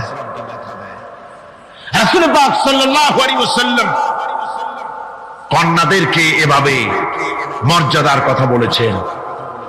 এই কন্যা আস্তে আস্তে যখন বড় হয়ে যায়, যখন বধূ হয়, বধূ হিসেবে তার মর্যাদা ইসলাম কতখানি দিয়েছে, রাসূল পাক সাল্লাল্লাহু আলাইহি ওয়াসাল্লাম কতখানি দিয়েছেন আপনারা লক্ষ্য করেন। হাদিস শরীফ পড়া নাই, জানা নাই বলে আজকে এক শ্রেণীর নারীরা তারা কমিউনিস্টদের খপ্পরে পড়ে, সমাজতন্ত্রের খপ্পরে পড়ে, নাস্তিকদের খপ্পরে পড়ে গোটা মহিলা সমাজকে চেষ্টা করতেছে ইসলাম থেকে দূরে সরাবার জন্য। ঠিক কিনা কথা? হযরত আয়েশা বলেছেন, আমি যখন ঘরে কাজ করতেছি, হুজুর বাইরে থেকে এসে দেখেছেন আমার রান্না করতে দেরি আছে, খাবার দাবার এখনো রেডি হয় নাই। হুজুর ক্ষুধার্ত, কিন্তু হুজুর ভুরু কুঞ্চিত করেননি, হুজুর বিরক্ত হননি, হুজুর আমাকে গালমন্দ করেননি। আমার কাছে বসে তিনি আমার রান্নার সহযোগিতা করেছেন। সুবহানাল্লাহি ওয়া বিহামদিহি। জোরে বলেন সুবহানাল্লাহি ওয়া বিহামদিহি। ভাইরা আমার, হযরতে আয়েশা সিদ্দিকা রাদিয়াল্লাহু তাআলা আনহা বয়সে কম ছিলেন অন্যদের চাইতে। বিশ্বনবী সমস্ত রাজকার্য, রাষ্ট্রীয় কার্য, নবুয়তের দায়িত্ব পালন করে স্ত্রীর হক আদায় করতে ভুলে যাননি। আধো আধো জ্যোৎস্না প্লাবিত রাত রাসূলুল্লাহ হযরত আয়েশাকে বলছেন, চলো আমরা একটু পায়চারি করে আসি বাইরের থেকে। ঘুরতে ঘুরতে হুজুর বলছেন, দেখো তো ওই যে দূরে দেখা যায় একটা জিনিস, চলো আমরা দৌড় দেই, দেখি কে আগে ওই জায়গায় পৌঁছতে পারে। দুজনে মিলে দৌড় দিলেন। হযরত আয়েশা বললেন, আমি হুজুরকে পেছনে ফেলে দ্রুত গতিতে আমি দৌড়ে লক্ষ্যবস্তুর কাছে চলে গেলাম। হুজুর সাল্লাল্লাহু আলাইহি ওয়াসাল্লাম যখন ধীরে সুস্থে আমার কাছে এলেন, আমি বললাম, দেখছেন আপনি কিন্তু আমার সাথে দৌড়ে পারেন নাই। হযরত আয়েশা বলছেন, এর কিছু কাল পরে আবার একদিন রাসূলুল্লাহ দৌড় প্রতিযোগিতার ব্যবস্থা করলেন, দৌড় দিলাম। হযরত আয়েশা বলছেন, সেই সময়ের তুলনায় আমার শরীর কিছুটা স্থূল এবং ভারী হয়ে গেছে, আমি দৌড়াইয়া পারলাম না, আমি পেছনে পড়ে গেলাম। হুজুর আমার আগে চলে গেলেন লক্ষ্যবস্তুর কাছে। আমি হাঁপাতে হাঁপাতে যখন রাসূলের কাছে চলে গেছি, রাসূল পাক মুস্কি হেসে আমাকে বললেন, আয়েশা, ওই সেই দিনের প্রতিশোধ আজকে নিলাম। সুবহানাল্লাহি ওয়া বিহামদিহি। সেদিনের জবাব আজকে দিয়ে দিলাম। স্বামী স্ত্রীর দাম্পত্য জীবনের এই দৃশ্য কতখানি উপভোগ্য। সুবহানাল্লাহি ওয়া বিহামদিহি। এই জন্য স্বামী স্ত্রীর ভিতরে যে মুহাব্বত, এটা বেহেশতি অবদান, এটা জান্নাতের অবদান, এটা আল্লাহর নিয়ামত। এটা কি ধরে কর? আল্লাহর নিয়ামত। এই নিয়ামত যে ঘরের মধ্যে আছে সে ঘরটা বেহেশত। সে ঘরটা কি? বেহেশত। আর আপনার ঘরের মধ্যে রেডিও আছে, টিভি আছে, ফ্রিজ আছে, ডিসি আছে, এসি আছে, কত কিছু আছে, কিন্তু স্বামী স্ত্রীর মধ্যে সাপে আর বেজির সম্পর্ক, দাঁড় কুমড়ার সম্পর্ক। এই ঘরটা জাহান্নামের শামিল। আছে না এক পদের স্ত্রী? স্বামীও আছে এরকম এক পদের স্বামী আছে, সমানে পিটায় মেয়ে লোক, পিটাইতেই থাকে। বুঝলে? রাসূলুল্লাহ বলেছেন, খবরদার স্ত্রীদেরকে মেরো না, দাসীদের মতো প্রহার করো না। তাহলে আগামী রাত্রে যখন তার কাছে তুমি যাবে, তখন কি তোমার শরম করবে না?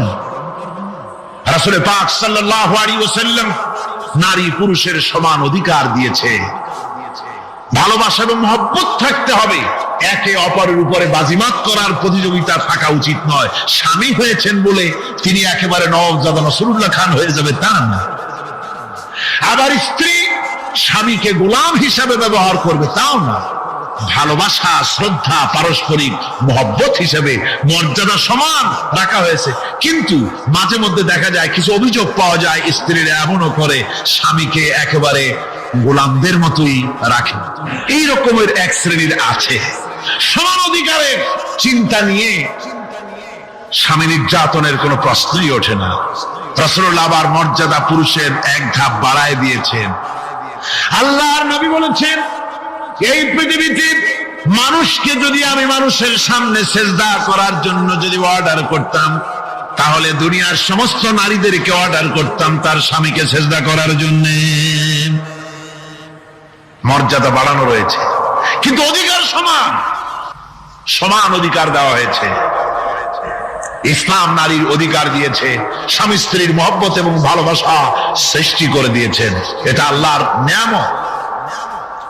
আমার বন্ধুগণ, আজকে আমার সমাজে বলা হচ্ছে নারীদেরকে ঠকাইছে ইসলাম। বলে কি দিয়ে ঠকানো হলো? বলে ইসলাম ঠকিয়েছে একটা ছেলে সমান দুইটা মেয়ে। একটা ছেলেতে যা পাবে দুইটা মেয়েতে তাই পায়, এই জন্য মেয়েকে ঠকানো হয়েছে। একথা বলেছেন আমাদের দেশের সুপ্রিম কোর্টের একজন চিফ জাস্টিস,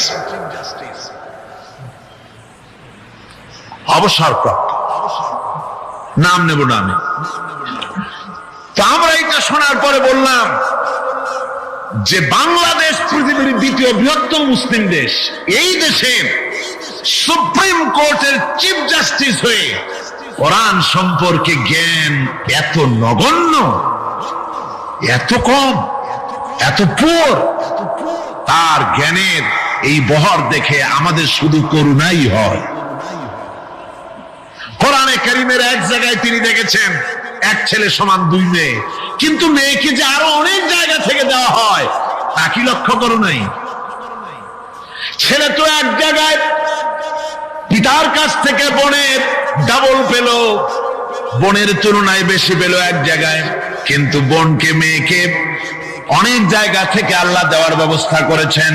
এই মেয়ে লোকটি পিতার কাছ থেকে পাবে, স্বামীর কাছ থেকে পাবে, ছেলের কাছ থেকে পাবে, ভাইয়ের কাছ থেকে পাবে, মায়ের কাছ থেকে পাবে। 5 জায়গা থেকে পাওয়ার ব্যবস্থা আল্লাহ তাকে করে দিয়েছেন। জোরে বলেন সুবহানাল্লাহ।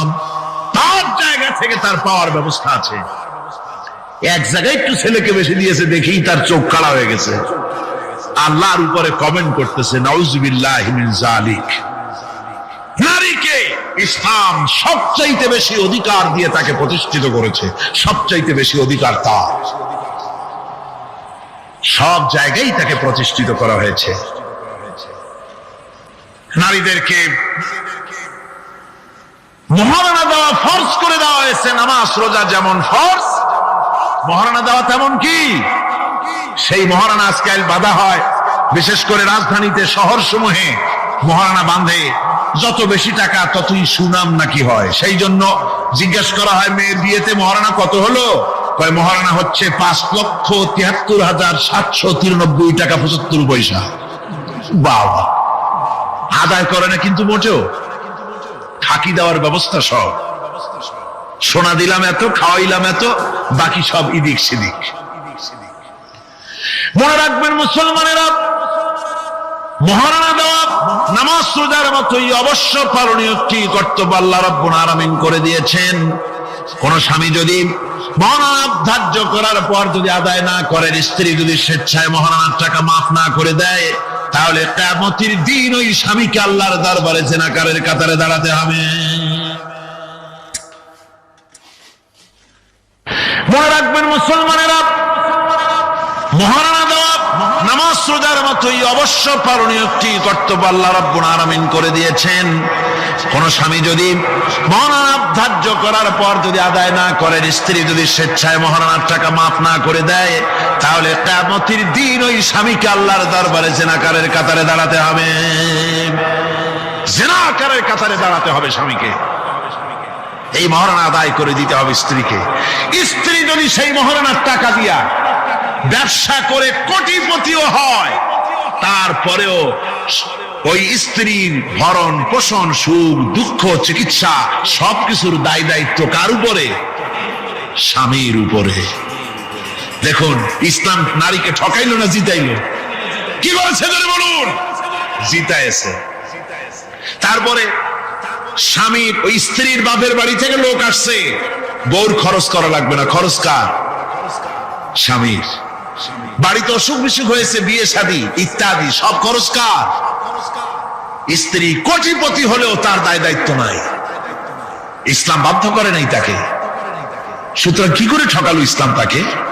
ইসলাম তাকে ঠকায় নাই, ইসলাম মোটেই তাকে ঠকায়নি, ইসলাম তাকে জিতিয়ে দিয়েছে। মহারণার কথাই বলতেছিলাম। আজকের সমাজে যে মহারণা ছিল পুরুষকে দিতে হবে, সেই মহারণা এখন দেওয়া হয়, দিতে হয় কন্যা পক্ষকে। বলেন ঠিক কিনা? কন্যা পক্ষকে দিতে হচ্ছে কিনা মহারণা? ছেলে যখন বিএ পাস করে, এমএ পড়াশোনা করে, ম্যাট্রিক যখনই পড়ে তখনই ছেলের বাপ একটু একটু হা করা শুরু করে, তারপরে বিয়ে আরেকটু হা করে, এরপর এমএ, তখন কুমিরের মতো হা করে। যত খরচ হয়েছে ছেলেকে এমএ পাস করাইতে তা সুদে আর আসলে আদায় করে নেবে কন্যা পক্ষের কাছ থেকে। বিবাহের সময় বলে আমার ছেলে বিএ পাস, এমএ পাস, হ্যান দিছেন দেখ, সুতরাং এই ছেলের বিয়েতে আমার ছেলেকে কি দিতে হবে? রঙিন টেলিভিশন, এসব তো কোনো ব্যাপার স্যাপার না, ওটা তো দিতেই হবে, ডিশ অ্যান্টিনাও দেওয়া লাগবে সেই সাথে। তারপরে বাড়ি দিতে হবে, গাড়ি দিতে হবে, গুলশানে বাড়ি দিতে হবে, আবুধাবিতে চাকরি দিতে হবে, 5 লক্ষ টাকা ক্যাশ দিতে হবে। মানে চাইতে চাইতে বাড়ির বুড়া ছাটাখানা বাদে আর সব দাবি করে, সব দিতে হবে। এইভাবে দাবি করে নেওয়া হারাম। এভাবে দাবি করে নেওয়া কি? জোরে বলেন কি?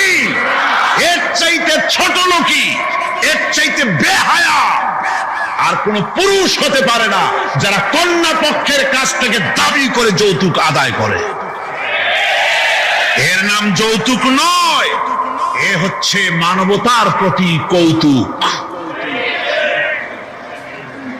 আজকে মানবতার প্রতি এই কৌতুক করা হচ্ছে। অনেক গরিব মানুষ 5টা 6টা মেয়ে, 30-40 বছর বয়স হয়ে গেছে, বিয়ে দিতে পারে না যৌতুকের কারণে, আর জেনা ব্যভিচার বাড়তে থাকে। বলুন ঠিক কিনা?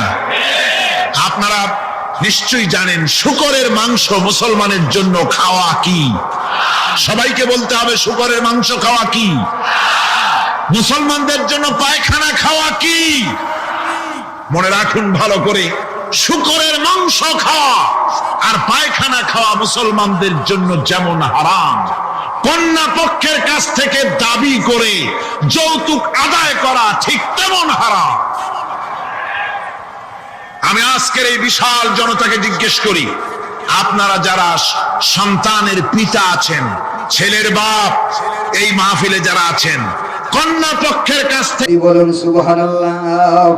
হুজুর বললেন, এ বেটারা শোনো, না না কখনো হয় না, আমি অতক্ষণ পর্যন্ত এই নারীর আমি কালিমা পড়াবো না যতক্ষণ পর্যন্ত তোমরা তাকে একটা কাপড় দিয়ে সুন্দর করে পর্দা করে আবৃত না করবে, অতক্ষণ পর্যন্ত আমি তারে কালিমা পড়াবো না। যুবকেরা তাই করলেন। হুজুর বললেন, বেটারে শোনো, ইসলাম ধর্মের নিয়ম হলো, ইসলাম ধর্মের আইন হলো, ইসলাম ধর্মের নিয়ম হলো, আল্লাহর আইন হলো, আল্লাহ তাআলা কোরআনে কারিমে বলছেন, ওয়াকারনা ফি বুয়ুতিকুন্না ওয়ালা তাবাররাজনা তাবাররুজাল জাহিলিয়াতিল উলা।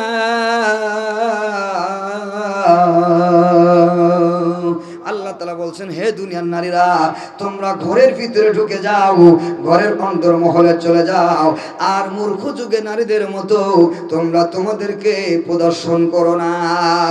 হে যুবকেরা, অতক্ষণ পর্যন্ত আমি এই নারীকে কালিমা পড়াবো না যতক্ষণ পর্যন্ত তোমরা নারীকে একটা সুন্দর পর্দা দিয়ে আবৃত না করবে, অতক্ষণ পর্যন্ত এই নারীকে আমি কালিমা কখনোই পড়াতে পারবো না। যুবকেরা তারে সুন্দর করে একটা কাপড় নিয়ে পুরো শরীরটারে ঢেকে দিলেন। হুজুর তখন ওই যুবতী নারীকে জিজ্ঞাসা করে বলে, মা, ও মা, তোমার কাছে আমি জিজ্ঞাসা করে, কেন তুমি তোমার বাপ দাদার ধর্ম খ্রিস্টান ধর্ম ত্যাগ করে ইসলাম ধর্মে দীক্ষিত হতে চাও? যুবতী নারী বলে, হুজুর, এজন্য আমি ইসলাম ধর্ম গ্রহণ করতে চাই। কি জন্য করব? এই কথা যখন আপনি আমারে প্রশ্ন করছেন, এই কথা বলতে আমার বড় কষ্ট হয় হুজুর। আমি আপনারে কি বলবো, আমার বড় কষ্ট হয় হুজুর। এই কথা বললে আমার কলিজা শিরে রক্তক্ষরণ হয়। হুজুর বললেন, বাবা, তাও বলতে হবে, না বলা পর্যন্ত আমি তোমারে কালিমা পড়াবো না। যুবতী নারী তখন তার ভাষায় বলে, হুজুর, আমি একজন খ্রিস্ট ধর্মের নারী, আমেরিকায় আমার বাড়ি। খ্রিস্ট ধর্মের নারীদের কি স্বাধীনতা আমি আমার নিজে চোখে দেখেছি। আমার বাবা, আমার মা, তাদের দাম্পত্য জীবনগুলো আমি নিজের চোখে দেখেছি। আল্লাহ একদিন আমার জীবনের একটা শ্রেষ্ঠ কাহিনী আমি আপনাকে শোনাবো। এজন্য আমি ইসলাম ধর্ম গ্রহণ করব হুজুর। আমার ভালো লাগে ইসলাম ধর্ম, তার কারণ খ্রিস্টান ধর্মে একজন নারীর এত স্বাধীনতা, একজন নারী তার স্বামীর হাত ধরতে ধরতে চলতে থাকবে রাস্তার ভিতরে। ওই স্বামীর যদি স্বামীকে যদি স্ত্রী মনে করে তার সামনে তার একজন সুন্দর, তার গার্লফ্রেন্ড, তার বয়ফ্রেন্ড একজন সুন্দর, অপর পুরুষ তার চেহারার ভিতরে ভালো লাগছে তার বন্ধুর সাথে কথা বলার জন্য, স্বামীর হাত ছেড়ে দিয়ে এই সময় অন্য হাত ধরে অন্য বাইজান পুরুষের হাত ধরে চলে যাবে, কিন্তু তার স্বামীর কোনো কথা বলার অধিকার থাকবে না। হুজুর, খ্রিস্টান ধর্মে একজন নারী এত স্বাধীনতা, তার মনে যা চায় সে তাই করতে পারে। একজন খ্রিস্ট ধর্মের নারী এত স্বাধীনতা, রাত্রের বেলায় মাসকে মাস স্বামী ছাড়া অন্য জায়গায় রাত কাটিয়ে দিবে, কিন্তু স্বামীর কোনো কথা বলার অধিকার নাই। হুজুর, আমি আমার বাবার মায়ের দাম্পত্য জীবন দেখে আসতেছিলাম, এইভাবে হঠাৎ করে একদিন আমার মা বাসায় নাই, আমার বাবা একা একা বাসায় আসে, প্রায় মাঝে মধ্যে আমার মা বাসায় থাকে না। হঠাৎ করে দেখি একদিনের ঘটনা, আমার জন্মদাতা বাবা আমার রুমের ভিতরে ঢুকে পড়ল। আমি বাবার সামনের দিকে আগিয়ে গেলাম, বাবার চেহারার দিকে তাকিয়ে আমার ভয় লাগে। তারপরে বাবাকে জিজ্ঞেস করে বললাম, বাবা গো, আপনার দেহের ভিতরে কি হয়েছে? অশান্তি আব্বা গো, আপনার চেহারার ভিতরে মলিনতার ছাপ দেখা যায়। আব্বা জান, আপনি কি অসুস্থ নাকি? কি হয়েছে একটু বলা যাবে বাবা? যুবতী মেয়ে বলে, আমার বাবা আমার সাথে কোনো কথা বলে না, বাবার চোখ মুখগুলোর দিকে তাকিয়ে আমার ভয় লাগে। হঠাৎ করে আমার যে ভয় লাগতেছিল তাই ঘটে গেল, আমার বাবা আমাকে জড়ায় ধরে, আমি তার যুবতী মেয়ে, জন্মদাতা মেয়ে, আমার বাবা আমারে জড়ায় ধরে আমার সাথে জিনা করে, আমার ইজ্জত লুণ্ঠন করে আমার বাবা তার রুমে যে ঘুমায় পড়ল। চিৎকার দিয়ে বললেন নাউজুবিল্লাহ। শেষ পর্যন্ত আমি আর নিজেকে চেক দিতে পারলাম না।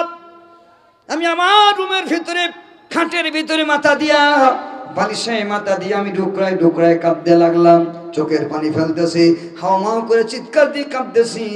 এমন সময় আমার এই অবস্থা দেখার পর আমার দেহের ভিতরে আর ভালো লাগে না, মনে মনে সিদ্ধান্ত নিয়ে ফেললাম, না না, আমি এই দুনিয়ায় আর বেঁচে থাকবো না, আমি আমাকে আত্মহত্যা করে গলায় ছুরি দিয়ে সুইসাইড করে মারা যাব। আমি আর এই দুনিয়ায় বাঁচবো না, আমি এই দুনিয়ায় আর বেঁচে থাকতে চাই না। যখন একটা ছুরি নিয়ে আমি আমার গলায় ছুরি নিয়ে হত্যা করব, আমার গলায় ছুরি চালাবো, এমন সময় আমি আবার একটু আমাকে সামলাই নিলাম, না না, কেন আমি কেন আমাকে হত্যা করব? বরং আমি তো আমার জন্য কোনো ক্ষতি করি নাই, আমার তো কোনো অন্যায় নাই, আমি কেন আমার জীবনটারে হত্যা করে শেষ করে ফেলব? শেষ পর্যন্ত সিদ্ধান্ত পাল্টাই নিলাম, আমি আমারে হত্যা করব না, বরং আমার সাথে যে দুর্ব্যবহার করেছে ওই বাবার আমি দুনিয়ায় রাখবো না। চিৎকার দিয়ে বলেন নাউজুবিল্লাহ। নারী তখন বলে, সিদ্ধান্ত নিলাম হুজুর, আমি ওই ধারালো ছুরি